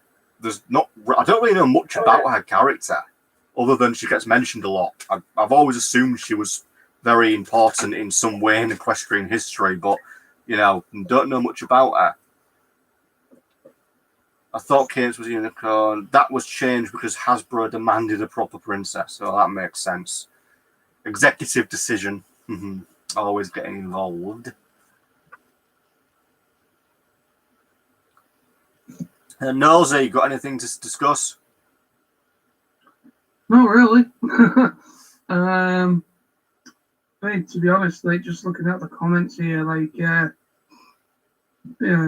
just pretty much. I don't know. I think what you've said pretty much matches what I think about certain things.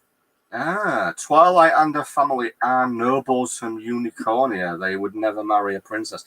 Yeah, I know Twilight's heritage is sort of briefly discussed in some points, but yeah, I know. The thing is, a lot of this stuff, like with Twilight being nobility, does actually get mentioned. Again, I know this is fan fiction stuff, but some fans have actually mentioned that in fan fictions about Twilight and the family essentially being nobles. I mean, I know this is a little bit out of that context, but I always basically sort of saw Twilight as being minor nobility after Shining Armor married Cadence, because technically that made him royalty, and through that made Twilight royalty. All unforced Steven art comments. Interesting. Didn't know about that. That is very interesting. I mean, I knew a little bit about Twilight effectively being a direct descendant and being royalty, and I knew about that. Interesting. It's interesting to wonder how the series might have gone if Lauren Foss had stayed in production. It would have been pretty interesting. Yeah, Shining Armor is a prince in the sense that Blue Blood was. Yeah, so sort of through blood or marriage then, effectively. It's not a prince in the actual meaning of the word.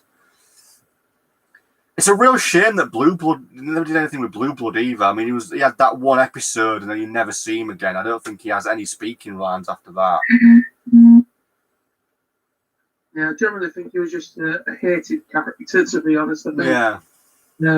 Whoever came up with his concept or come up with that character thought Yeah, I really don't like this character, so they just decided to just.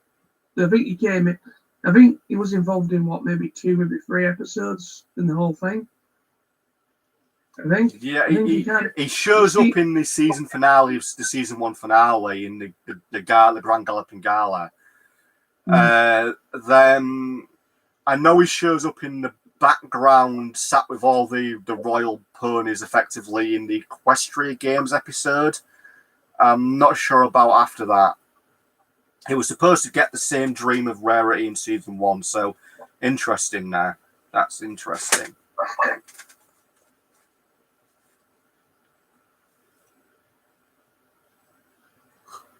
Ah, Ginger, hello. You join us.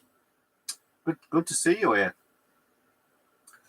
Rarity was born in an Earth Pony town. She would never be a princess in the kingdom of Canterlot. This is all stuff from season 1 and 2 exclusive. Interesting. I really need to look into all this stuff, really, then, because there's a lot of stuff I'm not aware of. It's quite interesting to know.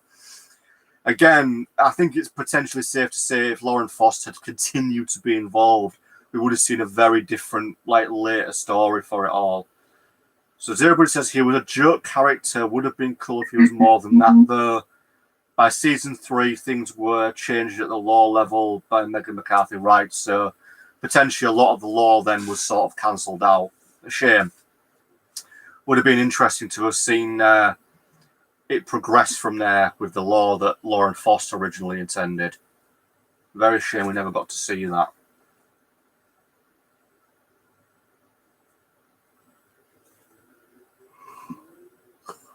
Oh.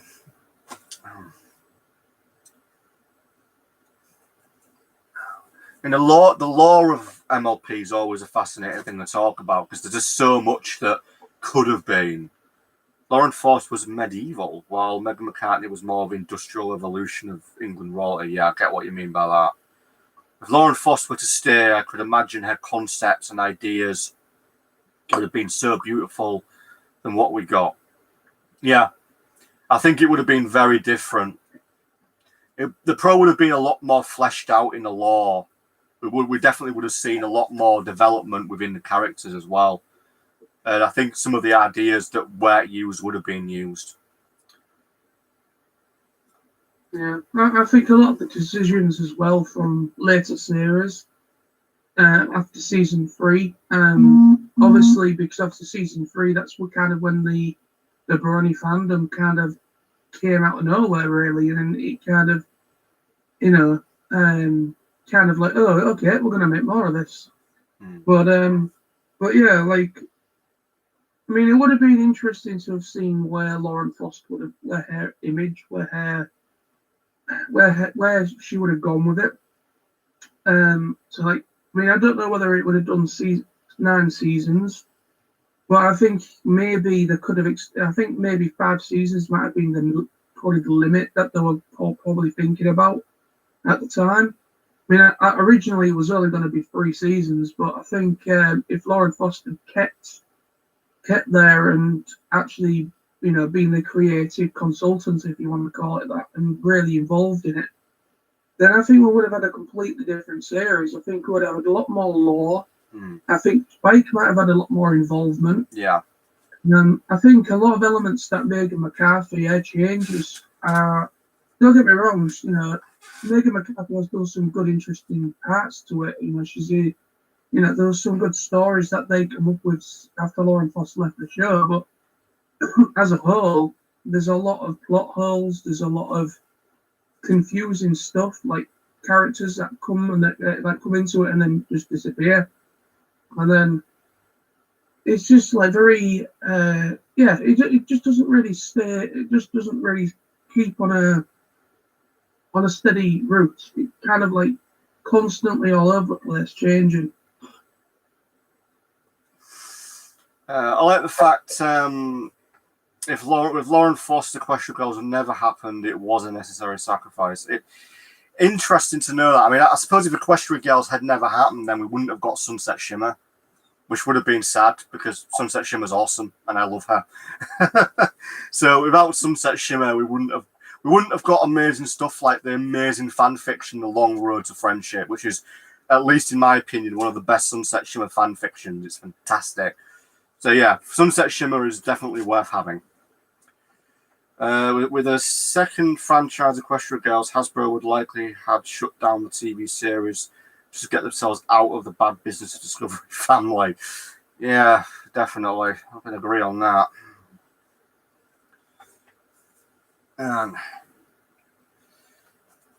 Yeah, I think it's like anything really. There's always so much stuff that's potentially there that's never used or that could potentially have gone somewhere if it weren't for their involvement from the high ups. And high ups can always be a problem in creativity.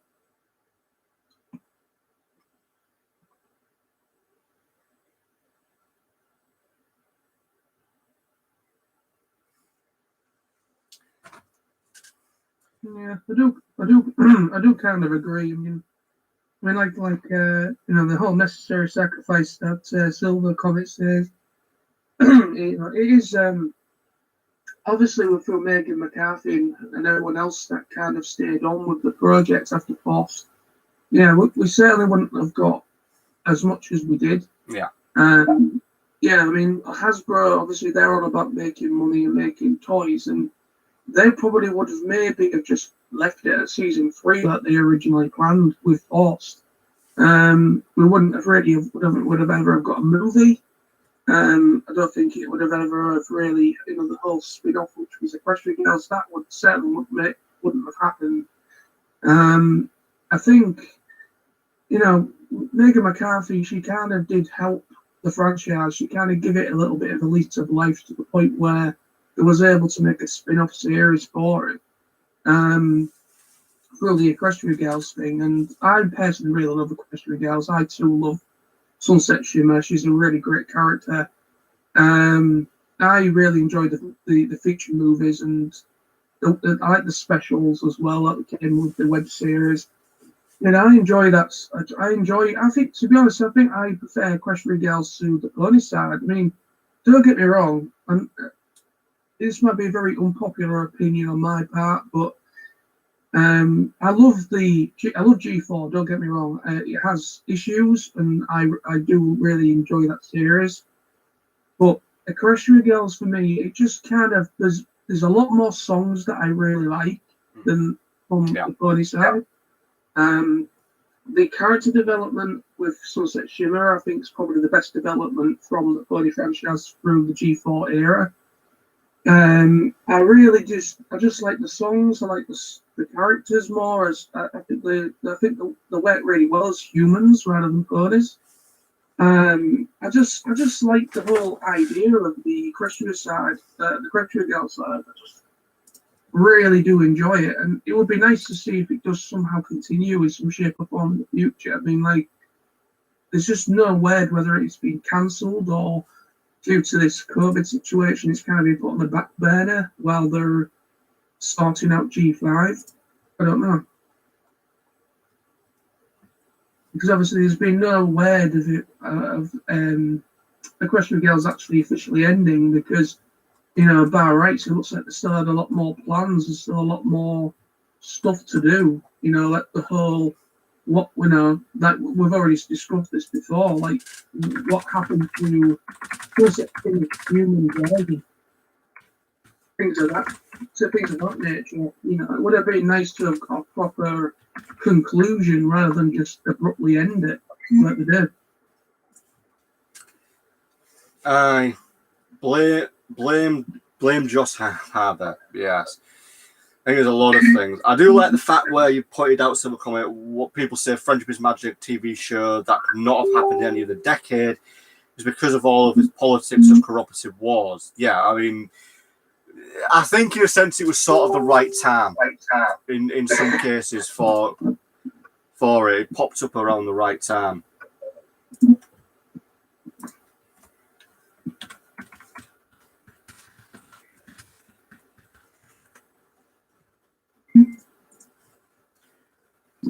But sometimes corporations can just want too much of the slice of the cake. I mean, we could literally sit here all night and debate about how Star Wars was damaged by corporate involvement, but we won't because we'd be here all night. But yeah, corporate wars, corporate involvement is always going to be a problem.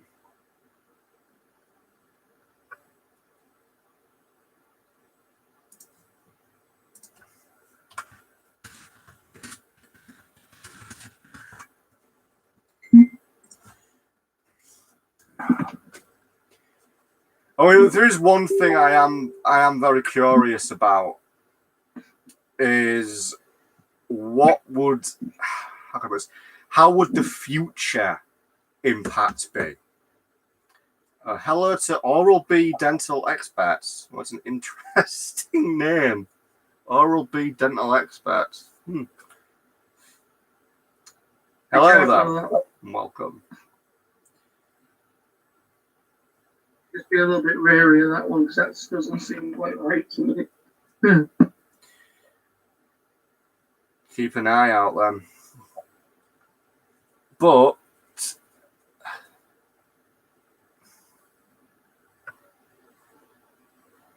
Oral-B is the official sponsor of Bronies. That's nice. Well, there is MLP toothbrushes, so I suppose. But anyway, so they've got Colgate MLP brushes as well.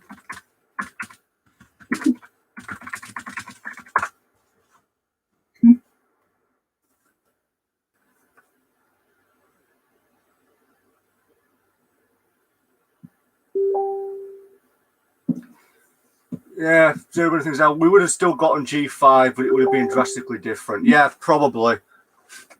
That just gave me. This might be different, but probably not actually. I need to check this. I'm probably completely way off, but.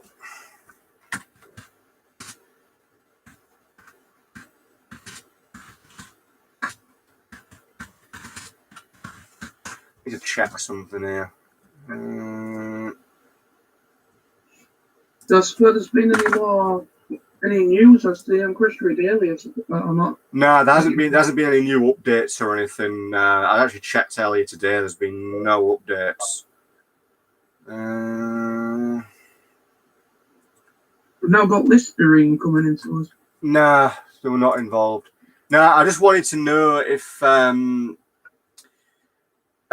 Lauren Foster was involved in the G5 film, but she isn't.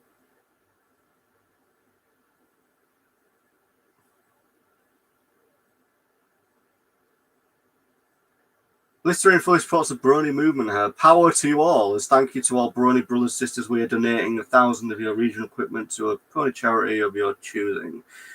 The original plan for G5 was to burn everything and start from scratch. A new universe with new history, new laws, magic. Zero Lauren Foster, everything from G4 down 2 in 1. Well, yeah. That would have been interesting. But I suppose on one side you've got the opportunity there to basically create something new, but on the other side, I suppose what they're doing with G5 is in a sense connecting it to G4 means that it is a continuation of the story.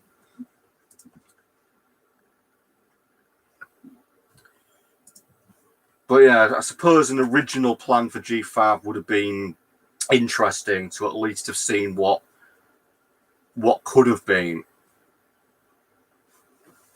But at the same time, it's nice to know that they are continuing on in some way from the G4 universe.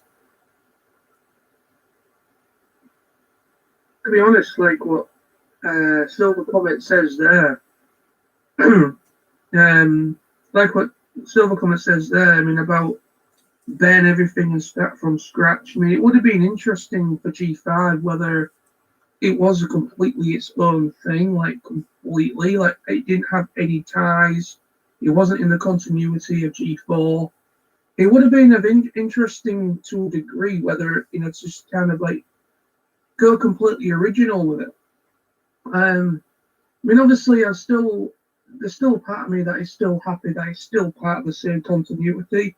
You know, and they're trying to regain fans in the franchise. They're still trying to, you know, do that, try and keep those, and also add upon those fans with G5. So there's going to be like elements in there that is recognizable, which I don't have an issue with. But I don't want them to. I don't want them to go completely. You know, I don't want them to completely kind of copy how G4 was. You know, in large quantities. I don't mind any retaining characters, maybe Spike or whoever, like a long, something that has a long lifespan that will probably still be alive that knew the main six. No, I have no problems with like a returning character who knew Twilight and her friends. That's fine. But I want it to be its own thing to the point where, you know, I don't want the characters to feel like, oh, that's Rainbow Dash, that's obviously Rainbow Dash, oh, that's obviously Twilight, but just repackaged. You know, I don't want that to happen. No, it's as Silco says, the lore of a question, specifically magic, can do or not. It is a bit too heavy for story creation. I mean, realistically, we don't know enough about that side of things. But what you said, Nosy, I agree with as well.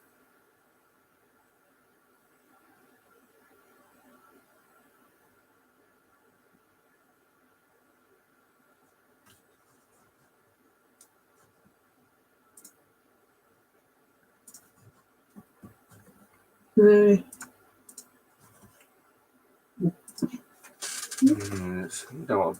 do a bit more digging, assuming anything else. I mean, I'll have a quick browse on Equestria Daily while we're all here. See if there's any interesting information at all.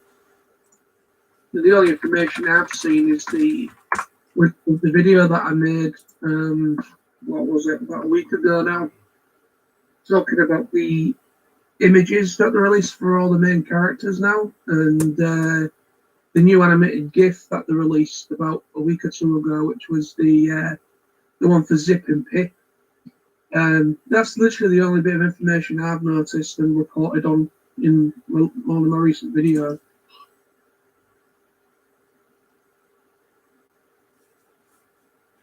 Yeah, there's nothing really new about G5 on here at the moment. Ooh. To be honest,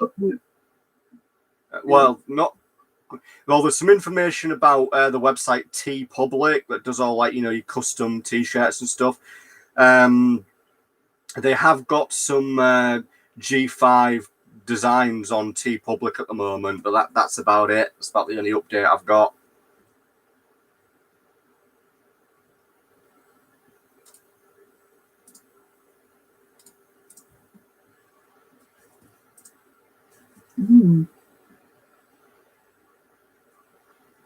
To be honest with you, I mean, to kind of go back to something. This is going back a little bit. You said that you had a feeling that we probably won't get a teaser trailer, or it'll just like pop up on Netflix or something. But to be honest, the way Netflix kind of works, they always do advertise. They always do trailers, regardless whether it's going on the streaming service or not. With this being like with Netflix getting the My Little Pony movie, and also there's going to be a 45-minute special that is just before the series starts, and the series. All this is being produced through Netflix and E1 and everything. So it's kind of like this is a big deal for Netflix. Yeah. So, and it's going to be a worldwide release through all the countries and territories that have Netflix. So it's going to be a big thing for the Hasbro and for Netflix included. So there will be a trailer, but it'll go up on probably a mixture of Hasbro, E1, and also Netflix. I think each of those services that have YouTube channels will advertise any sort of potential teaser or whatever. Yeah, I mean, Ginger, you posted a good question. A question for everyone in the chat. Imagine if you hadn't discovered or tried watching MLP, what do you think your life would look like compared to now? If you want me, I'll be rather honest here. If I had never become interested in MLP, to be honest, I wouldn't really say my life would be hugely different. I'd probably say the only major difference would be we wouldn't have this channel, we wouldn't be doing these chats. I wouldn't have any of the MLP stuff that I've bought over the last few years. I can't really. I mean, there's a few things I could think of, but we probably won't go down that path because it's sort of going down a bit of a personal path. But let's just say that I don't really think my life would be hugely different, but at the same time, I think I wouldn't be as better off within myself as I am, thanks to MLP. Silver Comic says, I can confirm they are handling official sourced for merchandise vectors for G5, not in stuff inspired or based on the official merchandise. Interesting. Zero Bunny says, probably would have missed out on some great artists and ideas, especially with horror like Cupcakes and Ask Pinky Diana Pie. Yeah, I think, because I agree there, Zero Bunny. Would have missed out on a lot of great concepts that are out there because of the fan base. I reckon realistically, I would eventually have discovered it anyway.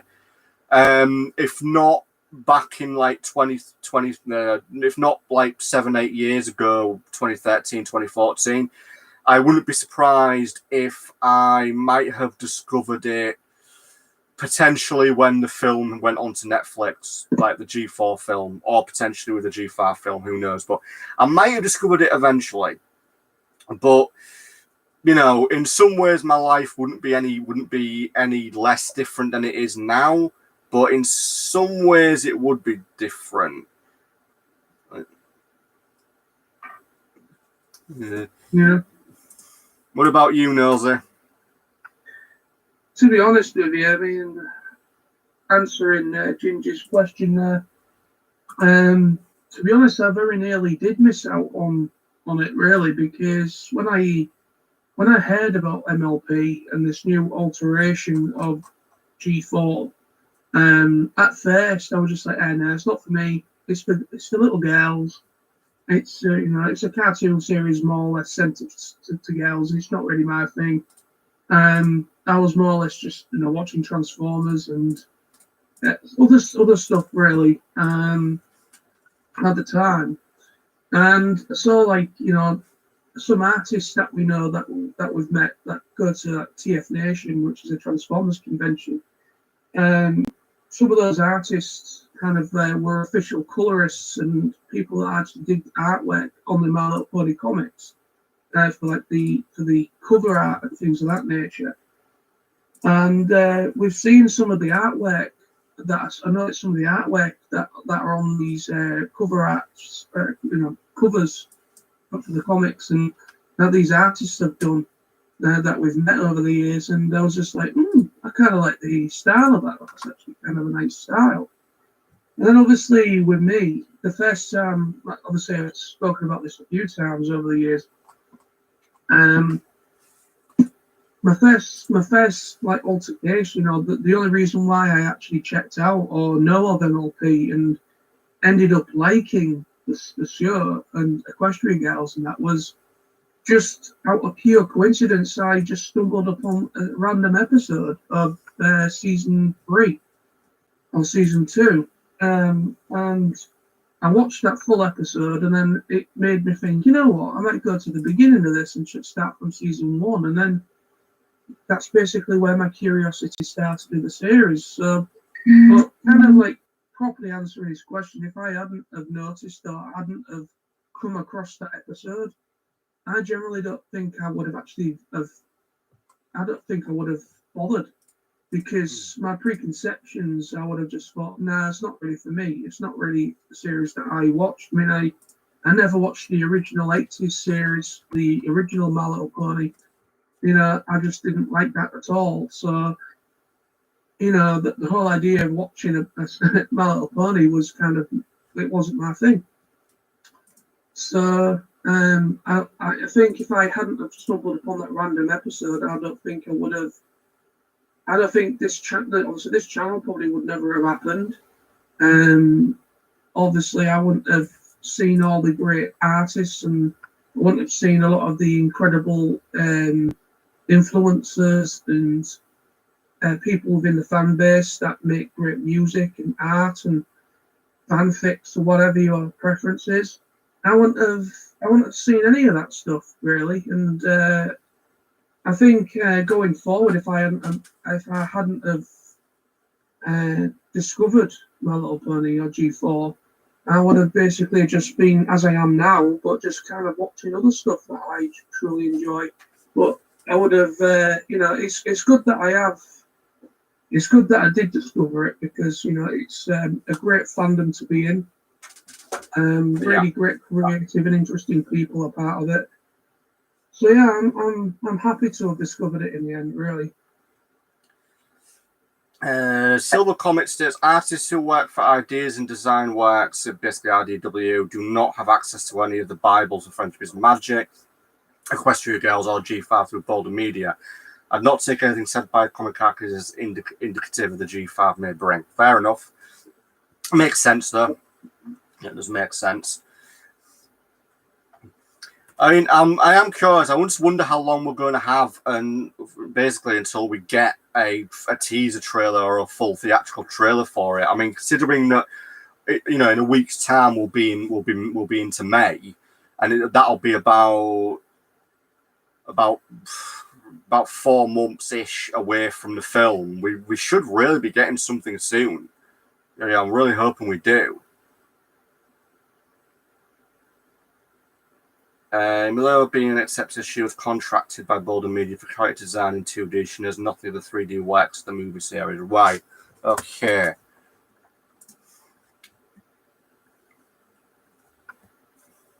Yeah, that Imalu, I actually did a video talking about that fan artist.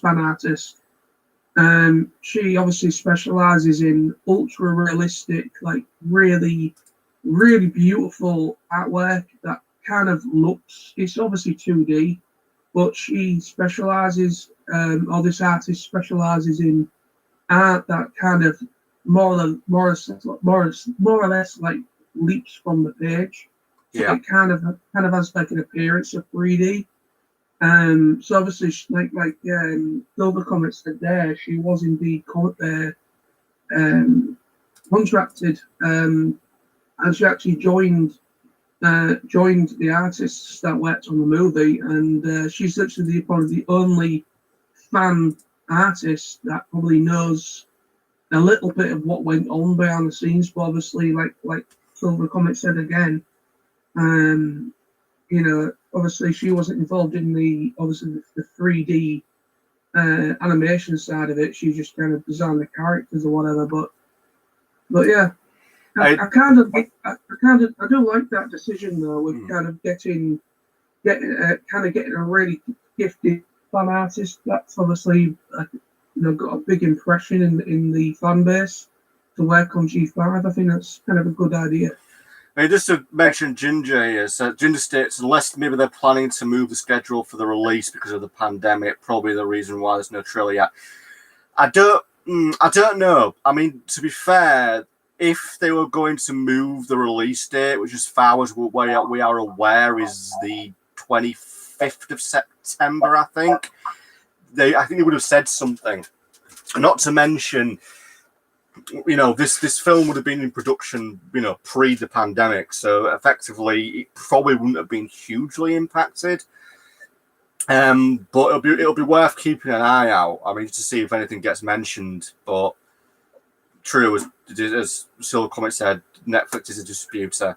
I think if it all goes well, we should get a teaser trailer or something in the next 2 or 3 weeks. sometime in May. We've got to, because we're not too far off.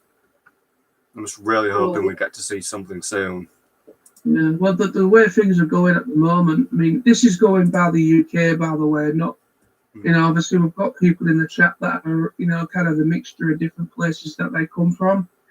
So obviously the virus situation is different in each country. Yeah, true. But again, we're talking Netflix, so. Well, yeah, I know we are, but basically what I'm saying is, what I was trying to get to was, obviously this is going up on Netflix, but once cinemas start to reopen, they might maybe give it like a limited short running theatres as well.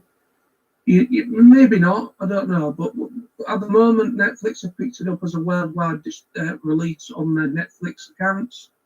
But with it being a movie and with it being 3D animation, and obviously Hasbro will want to make money, and they want to make a lot of money. They want to make their budget back, because they would have spent a lot more on animating this movie than they would have the 2017 film. Yeah. So they will want to make money back. I mean, they're going to make a lot of money back through using Netflix, but they'll probably, I think, because in the UK they're talking about May 17th. From May 17th, I think it is, cinemas reopen in the UK. Hopefully, if that still goes forward. So probably obviously this movie isn't coming out until September. So by the time this movie comes out on Netflix, maybe around about Christmas time, maybe December. Obviously with the kids being off on holiday for Christmas, they might maybe release this about that time, because the 2017 film released around near Christmas as well. So they might maybe do it as like a holiday movie for little kids. They might maybe have like a limited time release in certain territories. Potentially, yeah. I mean, I could be wrong with that, but it's kind of like with HBO Max, that is a streaming service as well. But HBO Max, they've literally got every single movie except for the MLB film on their service, and only so many are going on Amazon Prime as like a secondary service. I think there's only been 2 so far that have gone up on Amazon for the rest of the world, outside of America. So obviously they're going up on HBO Max for kind of at first, and then obviously once cinemas start to reopen, they'll be going to cinemas. Yeah, potentially. It's potentially possible. Because all these movies, they are actually losing a lot of money with just going up on HBO Max only.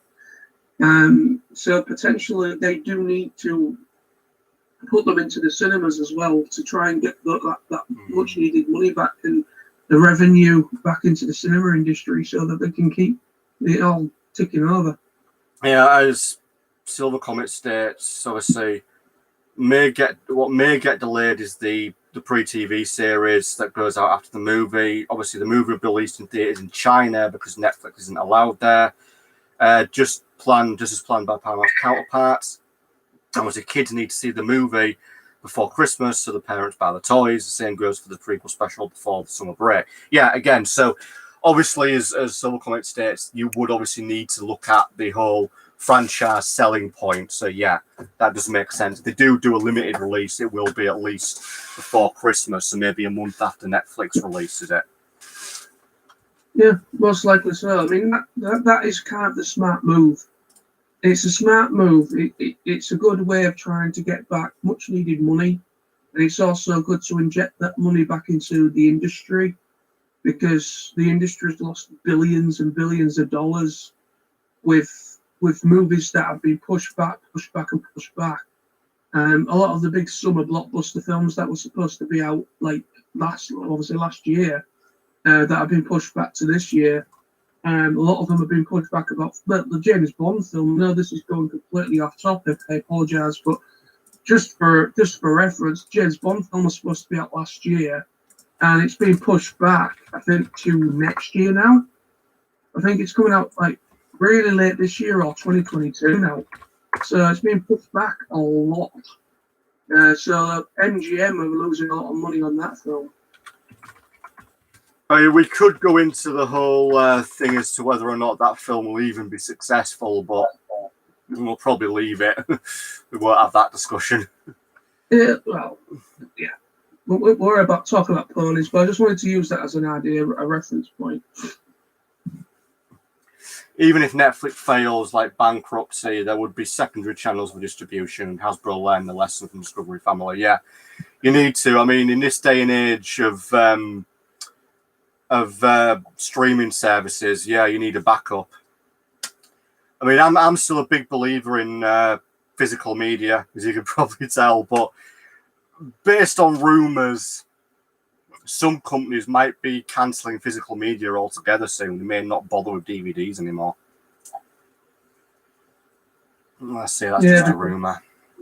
Because nearly every major corporation are making their own on-demand systems. So it kind of, in a way, it kind of makes sense, but at the same time, you're going to alienate people that probably don't have a broadband or probably don't have a computer, because a good majority of people do have computers and do have broadband, but there's still a lot of people that live in areas where they don't get good signals. That goes for America, that goes for Canada, that people live in rural areas. You're going to alienate a good chunk of population of people in different countries because they can't get good internet coverage. That's true. So to have physical media is actually better, really, because they can get hold of it somehow through Amazon or wherever. So they can actually physically get hold of it. I mean, I personally love physical media. I mean, obviously, my room's filled with DVDs and games and such, but I mean, there's still, the Blu-ray discs is still relatively new. So I think they're talking about phasing out DVDs eventually, and it's just going to be Blu-rays and whatever else comes after Blu-ray. Because Blu-rays are still relatively pretty popular with people that buy films. Silver comment. I am just rumors suggesting having a Steam account. I've had a Steam account for years, mate, but I know where you're going with that rumor. I've heard that exact same rumor. I know where you're going with that. Yeah. I know exactly what you're talking about there in regards to Steam.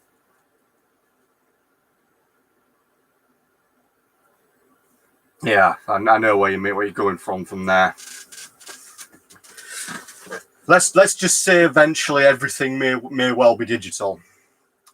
Eventually. And anything like physical media like all this could well be a rarity and hard sought after by collectors one day.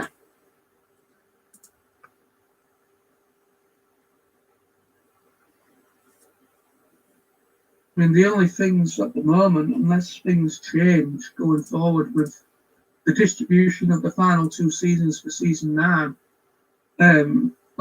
season 8 and 9 for G4,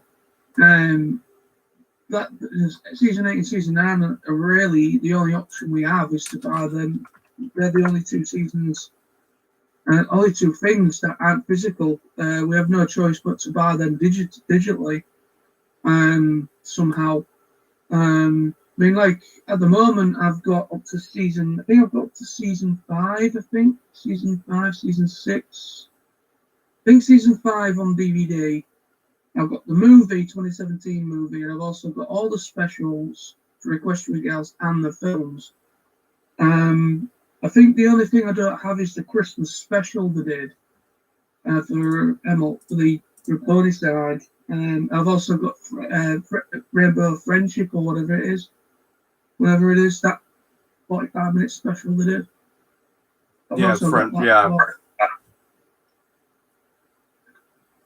It's kind of strange, really, because it's gone really quiet with a lot of things. Like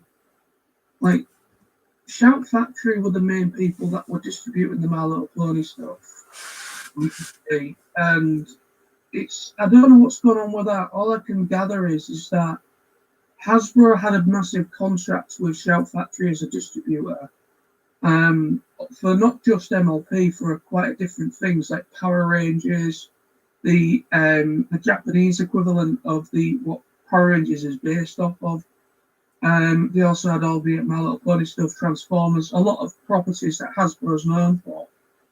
And it seems, unfortunately, that I think Hasbro pulled out the contract or cancelled the contract, or it was due to run out as of this year for a lot of their different things. So I'm kind of wondering as if My Little Pony was one of those things where their contract agreement with Shout Factory, Hasbro with Shout Factory, just simply ran out. And they just didn't have time to release the final 2 seasons. And I think maybe Hasbro maybe are planning to release a massive big 9-season box set.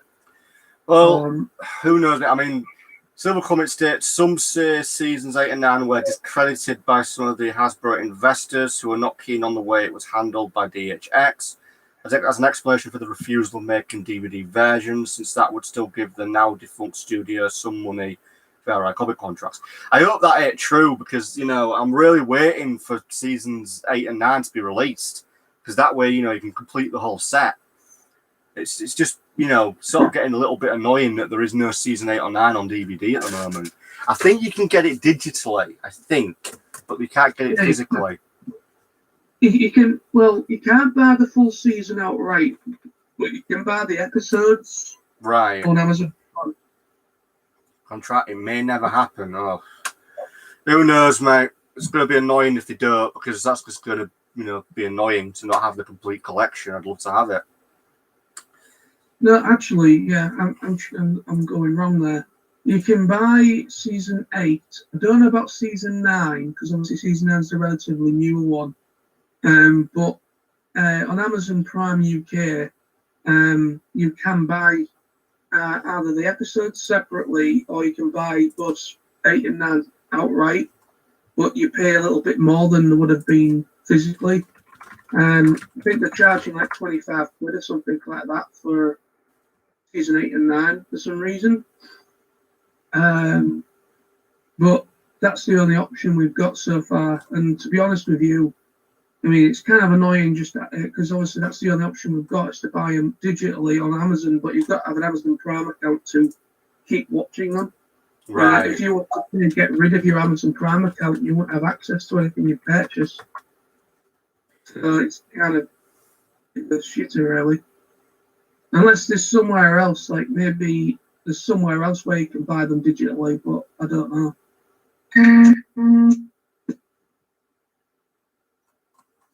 Yeah, it's sort of the danger with a lot of the online stuff, is that there's just no way to know what the future of it all is.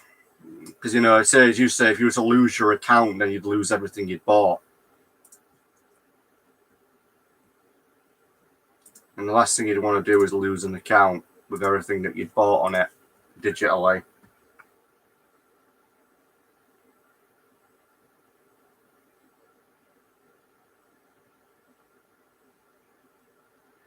The Ginger says you could potentially convert a digital onto a DVD, just sort of rip and burn it on there. Yeah, you could do that. I mean, it wouldn't be an official thing, but yeah, you could potentially do that. The United Kingdom may do whatever they want. It is the US side that's the anger of DHX. Same with versions dubbed in any other non-English speaking country. Right, fair enough. I doubt much will happen here in the UK. Don't exactly have the best when it comes to representing the fans of certain things. Silver Comet, in my opinion, the only real risk is that Steam, as a database of users, would never ever be bought by any other interested company if Valve ever bankrupts. Which is obviously dumb. Yeah, I get where you're coming from there. If that happened, if Valve, went bankrupt, then good God, I would lose a lot of games. Because although, yeah, I have lots of games on physical disc. a lot of the games that I've bought in the last sort of 3 years do not have physical disc. You cannot physically buy a physical disc of the game. Or if you can, all that you're getting on the disc is sort of an activation code. The rest is all download. So yeah, if Steam went belly up, it would probably crush the gaming community, because that's Steam is like as far as I'm aware, I might be wrong about this, but I'm pretty sure Steam is the biggest platform for like gaming, digitally and online. Precisely, people may even create an ad hoc company solely to get the database. Yeah, that's the danger. That's the risk. They sell it to Amazon Games, whatever name it may have in the future. Yeah, that is the risk. I mean, that is a big risk with Steam. I hope it never bloody happens, but it's the risk you're taking, isn't it? As I say, most of the games I've bought recently do not have physical disc. They're just purely digital. So there lies the problem. This is the downside why I'm not a big fan of digital media. It has its place. I will grant you, it has its place. And the way things are going, it's going to happen whether you like it or not. But to be honest, it depends on what happens. Say, what if your computer breaks down? What if something corrupts? What if something happens and you're unable to gain access to the things that you've purchased, like your films or your games or whatever it may be, your books, audiobooks, whatever. And if all that you've purchased and everything digitally, and something happens and you just can't, something happens. With technology, it's never flawless, and things do happen from time to time. And if you had like a physical version of that same thing, whether you had a digital version as like a backup, and then you had like a physical version, then you don't have to really worry too much. But it's basically like there's like a generation of people now, like most of the very young generation, everything's digital. They're going for the digital only consoles like the PS5 or the Xbox Series X, which just don't have a disk drive. They're just a hard drive in a box. So it's kind of like it's kind of going down that territory. But I'm like, what if something happens to your PS5? What if something corrupts? What if something happens and you can't get your data back? You've lost all your data. You've lost all that money. And I've always been a big fan of physical media because you have it. Unless you lose the disc, then all right, you have to buy another copy. But end of the day, you have that, and that will play forever and ever and ever, unless your DVD player breaks. So it's kind of like, your games or whatever. I've call me old-fashioned. I am an old twat. I'm 31 years old. I feel as old as everything because everything is 10, 25 or 20 years old. So it's kind of like, I've always been a fan of analog technology, physical stuff. And until things change, until the point where everything's phased out, then obviously we're just going to follow the trend. But yeah, until that day comes, I'm just going to continue buying physical. I mean, when my dad's still got a VHS recorder. Yeah, you are aware, mate. Eventually, I know we're sort of off topic all now, but eventually physical media will disappear. Eventually, there will come a point, I reckon, and I wouldn't be surprised if within the next 15, 20 years, companies stop producing physical media and they just start going pure digital. I would not be surprised if that happens. Although in regards to Silver Comet, as he states, the concept of losing all the games forever is pretty much dumb because people care it won't happen. Valve does, of course, have a robust structure of backups and redundant servers. Only a nuclear war could have a chance of destroying it, and we would have bigger problems then. Yes, we would. To take light, people, that only in World War III could destroy our game collections. Or at least the digital ones on Steam. I mean, I've got loads on disc. But as soon as 3D printers for home become ubiquitous, you can get all your Steam games on a DVD. Yeah, that is a fair point. That is an actual fair point, Silver Comet. Good point to make. Very good point to make. Yeah, I'd actually love a 3D printer. largely because I'd love to just print some of my own stuff, like just stuff from series like MLP, for example. You know, I'd love just to 3D print my own stuff. I know you can pick up 3D printers for not for a huge amount these days. I think you can get a good one for about 250 quid. It's just a case of having software and knowing how to use them. Because there are some amazing people out there that create amazing things with 3D printers. Yeah. I'd like one of them resin ones personally. I've heard resin ones are better. Can't answer that, mate. I don't know that much about it to really know. Well, I don't either, really, but I've just heard that there's two versions. There's resin printers and there's 3D printers that use, obviously, a different method.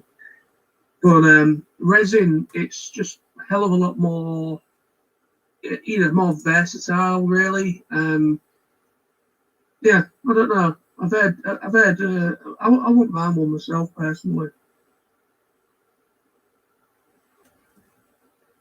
I could print my own My Little Pony statues. Yeah, I'd probably do the same, mate. Get a really, really giant printer, and then just kind of like build that giant Pinkie Pie and just like stick it somewhere in the middle of city centre, and then just this giant Pinkie Pie like staring down at everybody with that really weird grin on her face. I wonder how much attention that'd get.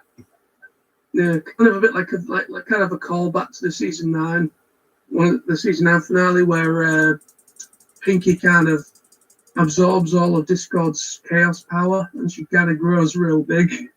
So it'd be kind of like a little reference point to that, like a giant Pinkie Pie in the middle of city centre. Be interesting to see. It would. You could just say it's an art exhibition and they probably would take it down.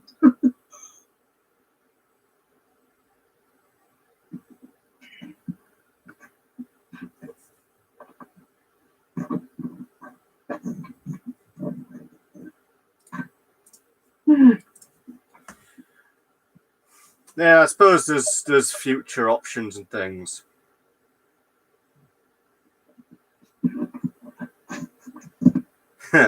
Each joint or sections of the head of a Sweetie Bot can be 3D printed. Lithium batteries not included. God, I'd love to see some Sweetie Bots matching about. That'd be interesting. Ginger, I have a question. If you guys were suddenly teleported to Equestria and became ponies, what would you do first? Ooh.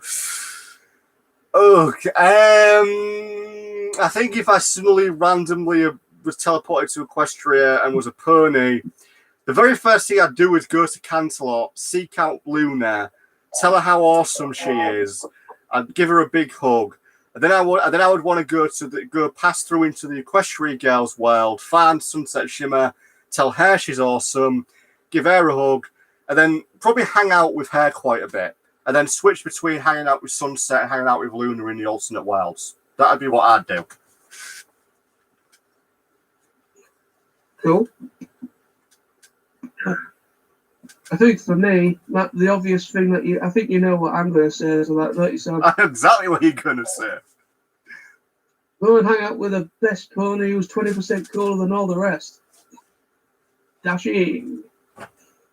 No, I'll definitely go and chill out with her. The thing is, though, it would be pretty cool if my whatever, if I was to turn into a pony and I actually do have wings, it'd be great. I could just go bloody flying around with her. It'd be brilliant. I think the first thing I'd do, though, if I was to land in Equestria, I'd probably go to Mrs. Cake's cake shop and try one of the cakes. And then I'd probably hang out with Discord and go into his dimension and like play pranks on people. And then chill out with Rainbow Dash and give Fluttershy a nice hug because she needs it. Then probably, I don't know, probably go and chill out with Pinkie. Well, you've got to go and see Pinkie back.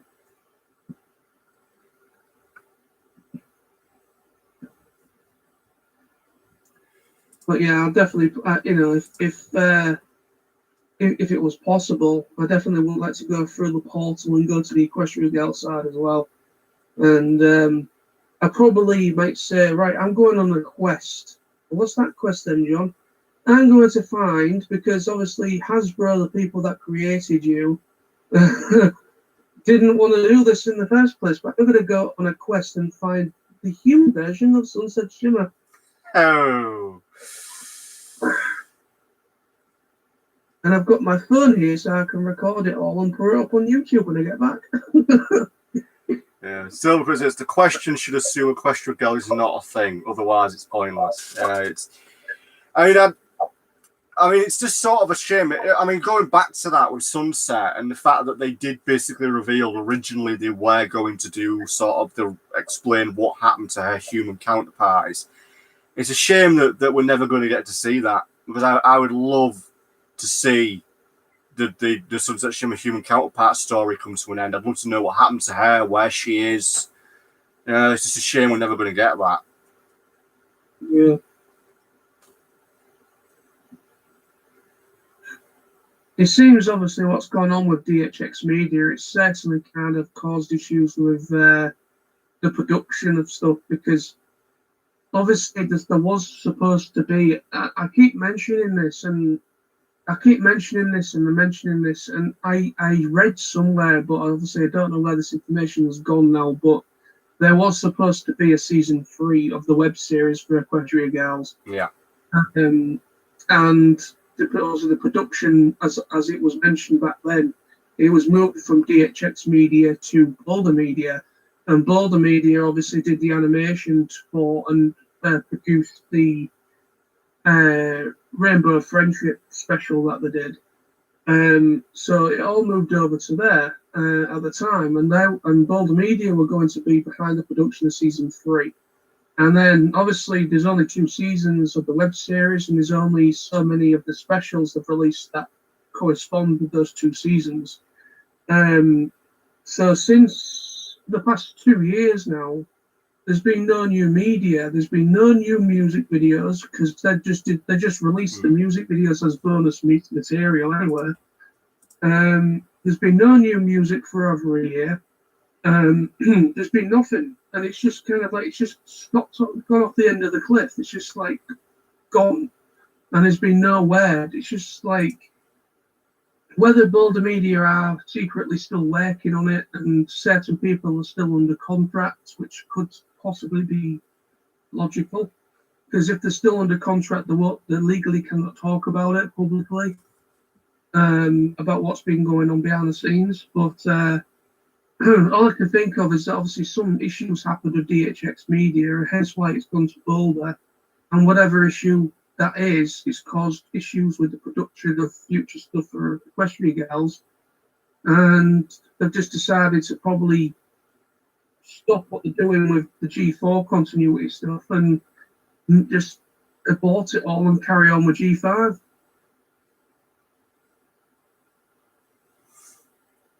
Yeah, there's a hell of a lot to look forward to, mate.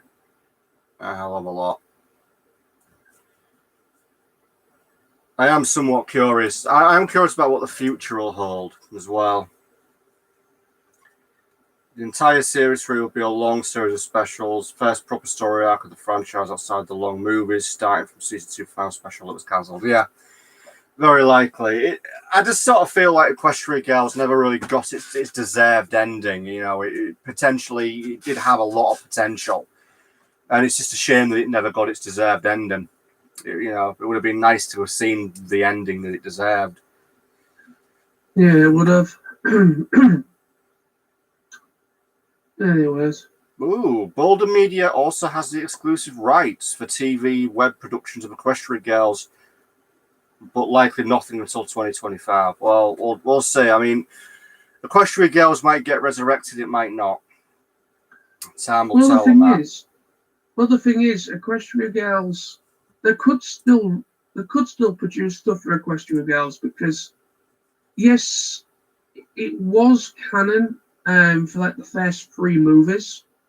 Well, kind of the first 3 feature the four feature movies that they did to start and that started it all off, it kind of was kind of canon because obviously, for three of them, Pony Twilight came over a couple of times, but the last one they did, it was just the human version. So ever since that movie and ever since they did the web series, it has become its own thing now, and it's no longer really connected as much as it was to the pony side. So, by rights, with what Silver Comet said there, that they have exclusive rights to the TV and web productions for Equestria Girls, then it makes perfect sense that they could make it as a separate entity completely to G5, which it would be. They could just make it its own thing, and just maybe give us a little bit more. I mean, I can't see fans saying no to more My Little Pony related stuff, really. Yeah, Silver Comet says that because of backlog of projects, Equestria Girls has no priority, so too many things to do to have a time limit for that. But yeah, it could well be on a back burner for ages. This is known because some undisclosed animation studios asked Hasbro to produce Equestria Girls, and Boulder Media immediately sent a cease and desist. Oh dear. Ah, dear me.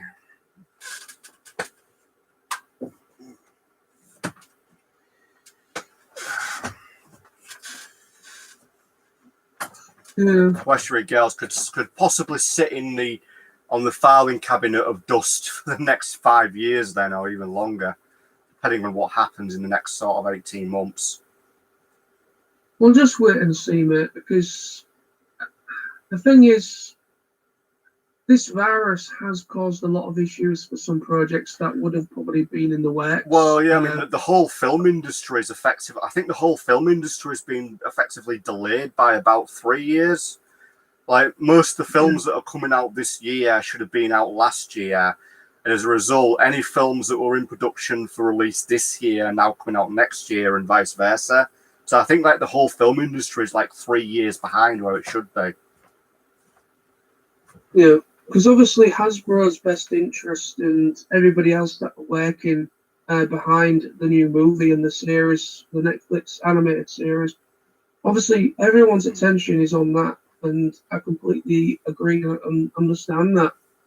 That is their primary focus, is to kind of bring the brand back and try and give it a new put it in a new direction. But we'll just have to wait and see, because, like I say, I mean, a lot of things we're voicing, like voicing stuff, acting, voice acting, dubbing, all that got set back. I mean, there was anime that came out, again, this is going off topic, but there was some anime series that was like North American companies, and that was released on like places like Netflix and Amazon or whatnot, but they were subbed only, but they were actually picked up for dubs, and they actually added the dub tracks like a couple of months later, because there was so much, because obviously the actors were having to work from home, from the home studios, because they couldn't go into the main studios to do it. So it kind of set things back for that kind of thing, that side of the industry. And of course, it's caused a lot of issues for films and everything. Yeah, I mean, as Silver Comet states, imagine if Friendship is Magic went for 12 seasons, the maybe back in 2017, because I know it was obviously rumoured at one point to last 12 seasons. I mean, essentially, that would have meant it would have finished this year, if I'm remembering right. Was it 2018 it finished? I'm trying to remember now. But yeah, it would have extended it by 2 years. COVID restrictions in Vancouver productions were terrible last year. Wow. I don't know how bad. I know it was bad over there. I mean, in a lot of ways, I mean, let's be blunt. I mean, a lot of people in the UK complain about the restrictions. I mean, just on a side note, I mean, there was a big protest in London today about all the restrictions and stuff. I found it rather amusing, considering that the restrictions have been lifted in part, and in about 3 weeks' time, it's looking like we'll have more restrictions lifted. And so you basically, people are protesting over something that's coming to an end, you know. Yeah. I mean, if everything goes the way it's going, then hopefully we should be fully back to normal by this time next year. Hopefully. Well, the thing is, I think the restrictions hopefully will be lifted by July, because the July 21st is practically no going back. Hopefully. Right. The contract extensions for DHX and Boulder for Friendship is Magic were negotiated early 2016, finalised before the leak of the movie, and that was up to production year 2018. Right. Okay. So that explains season 9 then. So effectively, potentially, we could have been looking at 2 seasons extra, which would have beaten last year. But then realistically, if they had happened, it still would have been delayed anyway because of COVID. So yeah. Ironically, if this channel was monetized, mate, we would have just been demonetized, because anybody that mentions COVID for some reason gets demonetized. I don't know why. Yeah, no, it does. No, I don't know why.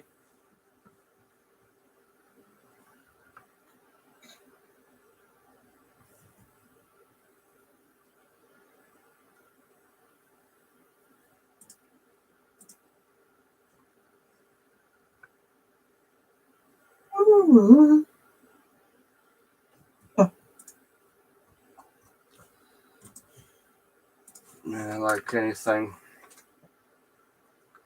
Well, so if negotiations had gone wrong, season 7 finale would have been the end, along with the movie.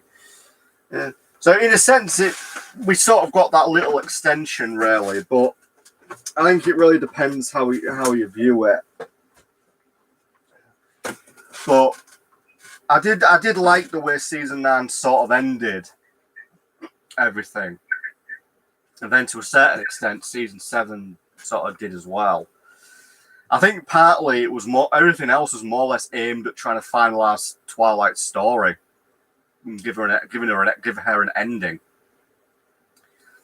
Yeah. I mean, if I want to be blunt, I always a bit of me always felt like Twilight isn't really ready to be a leader. I mean, with like Luna and Celestia stepping down and putting Twilight in charge,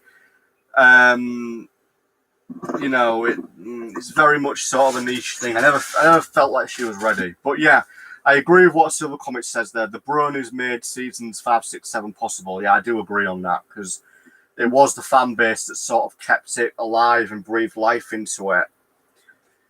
I don't know how true it is that, you know, there were some fan sort of ideas injected into the series later on. I just sort of heard rumours that apparently there's supposedly some fan ideas in later episodes, and even some fan original characters make appearances in the background. I don't know how true that is, but yeah, the Brony fan base was responsible for it. Season 4 was guaranteed because it was actually season 3 full size plus an apology for splitting of DX to make the Equestria Girls one. Right, okay. Right, yeah, that makes sense, because obviously season 3 was only half of its original length. So yeah, that does actually make sense.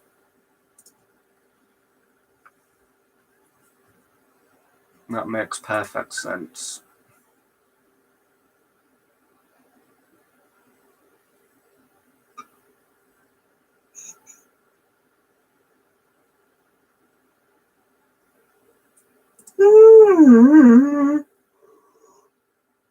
I'm sorry, son, you're boring me.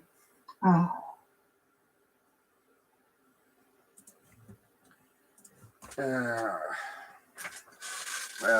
it, right? We'll give it 15 minutes, everyone. Then at the 3-hour mark, if it's all right, we'll call it a night. We'll give it another 15 minutes, and after that it's been like 3 hours. But as I say, well, we will do another one of these. I'd always enjoy them.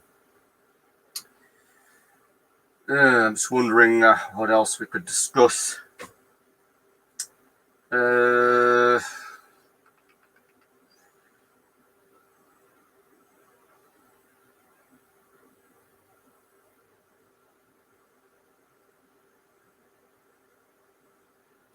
return of the convention. Yeah, I'm really, really looking forward to the return of the convention and to get back to cons. And especially next year, I am determined to get to PonyCon. Because I only got to PonyCon once. Did anyone see Cozy Glow's Human Theory? No, I've heard of it. I don't know much about it. But I've heard of it. And the return of BronyCon. That'd be nice. I never went to BronyCon. I regret never going, but yeah, if BronyCon came back, I would definitely make an effort to go. I would.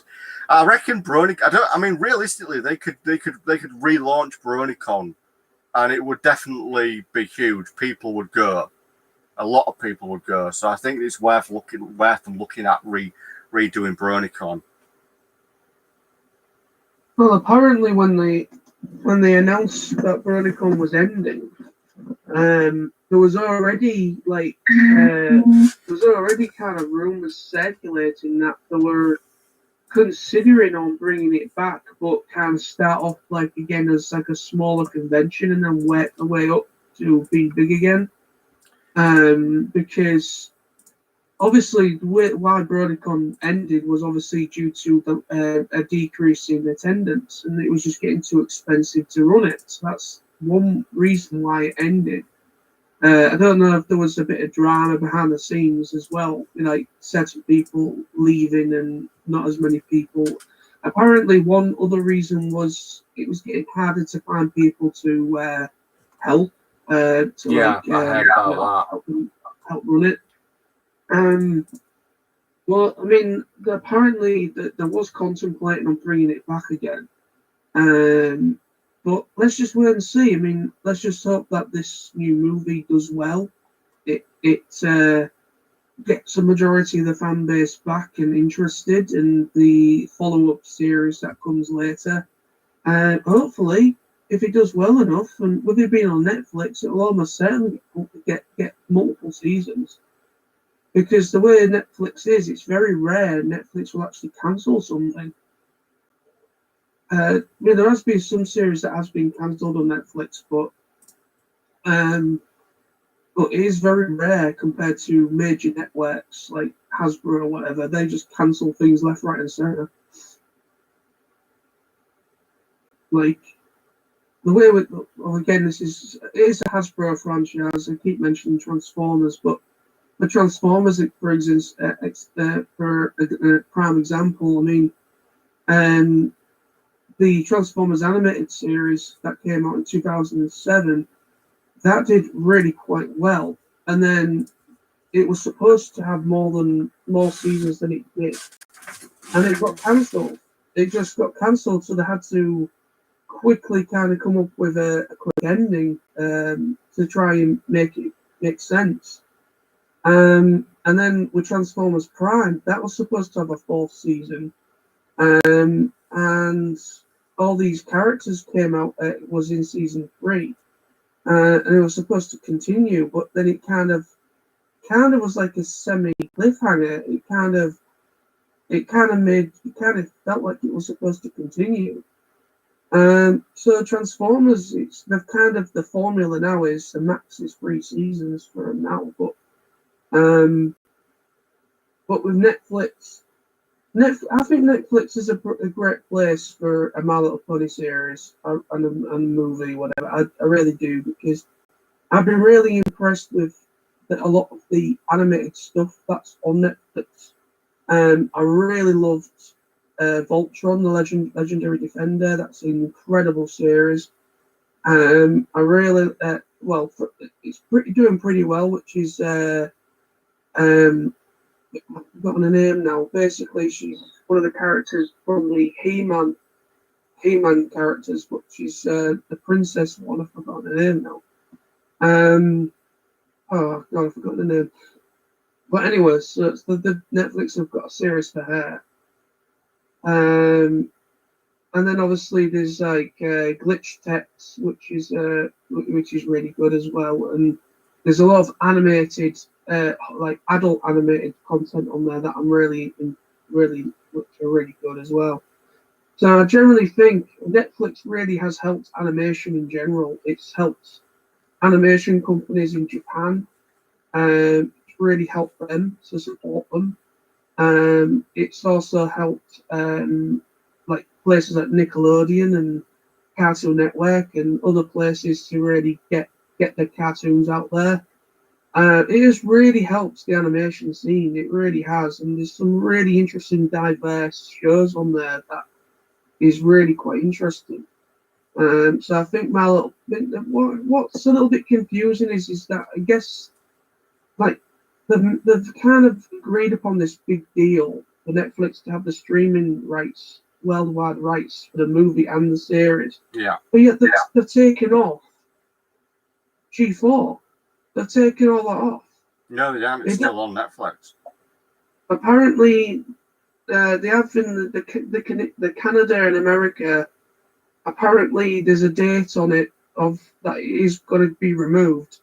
It's still there in the UK, but we only have up to season 5 and the movie and the Equestria Girls specials. That is all we have in the UK. But in America, they had pretty much all of it, I think. But apparently, I've been hearing they are removing it from Netflix, and it doesn't really make much sense when G5 is part of the continuity, as far as we know. Well, that's a wait and see on that one, mate. You know, it's just so much up in the air at the moment. We don't really know what the ultimate plan is, but we'll just see what happens.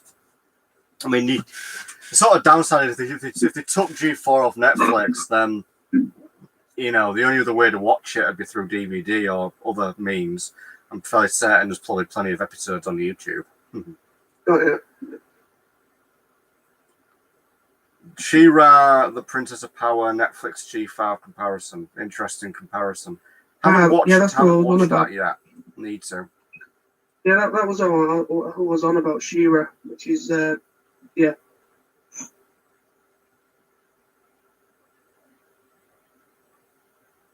Another comment said there as well. It is almost like if BronyCon producers knew there will be a pandemic time travel. Then he goes on, saying it is clever to wait for G5 before restarting conventions. It is indeed. Even if Netflix cancels it, it would still come out from other sources. Yeah, it would. Twice, yeah. And he says he liked the Netflix miniseries War for Cybertron. I do have issues with the War for Cybertron. I do have some issues with that. I like it. I like that it's a darker tone series. But I don't like the voice acting. The voice acting is very robotic. No pun intended, as they are giant robots. But they're just kind of the guy that's voicing Optimus Prime. He's like a really piss poor Peter Cullen impression of him. There's only about 3 or 4 characters that are standout characters that are actually pretty good. But yeah, I enjoyed it for what it was. It was alright. I'm more intrigued on the Beast Wars series that's coming out, which is season 3 of that, or part 3.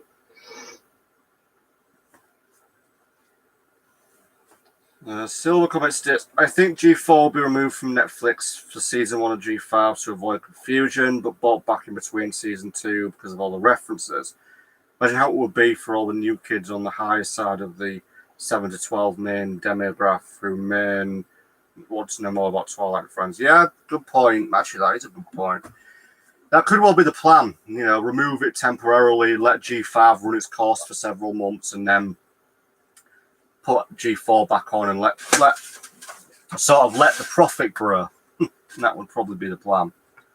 It would be. It would be nice if Netflix UK gets the entire thing, like all seasons 1 to 9.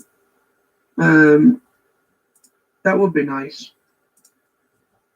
But we only go up to season 5 on our Netflix. But on Amazon Prime, you can get practically all of it, but you have to purchase them, and that will be very expensive.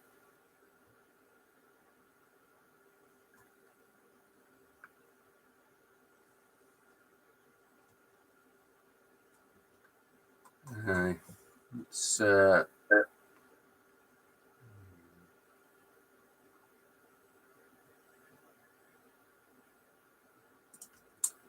much else. Yeah.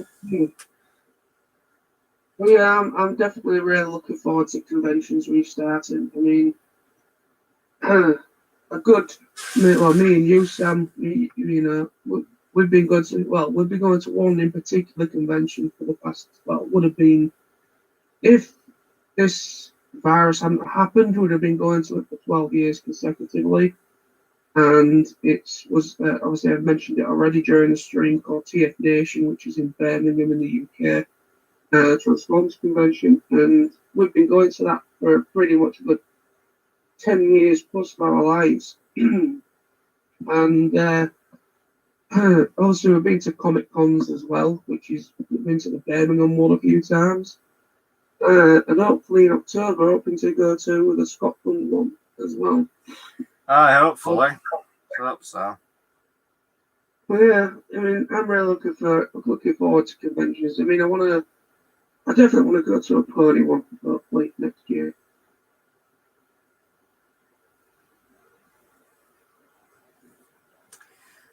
Silver Comment states all the Equestria Girl movies are available for purchase or rent on YouTube. Good to know. I have them all on DVD. So good either way. Yes, sir, man. Okay. Right, guys. It is pretty much at the 3-hour mark. If we're all okay with it, I'm going to call it for the night. Yeah, I'm fine. Yeah. With that.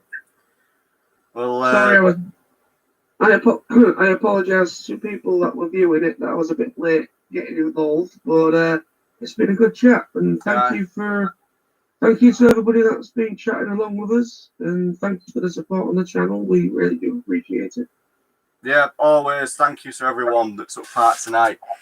No doubt we'll probably do another one sometime next weekend, on maybe in a few days. We'll see. But yeah, thank you to everyone. It's been a great conversation.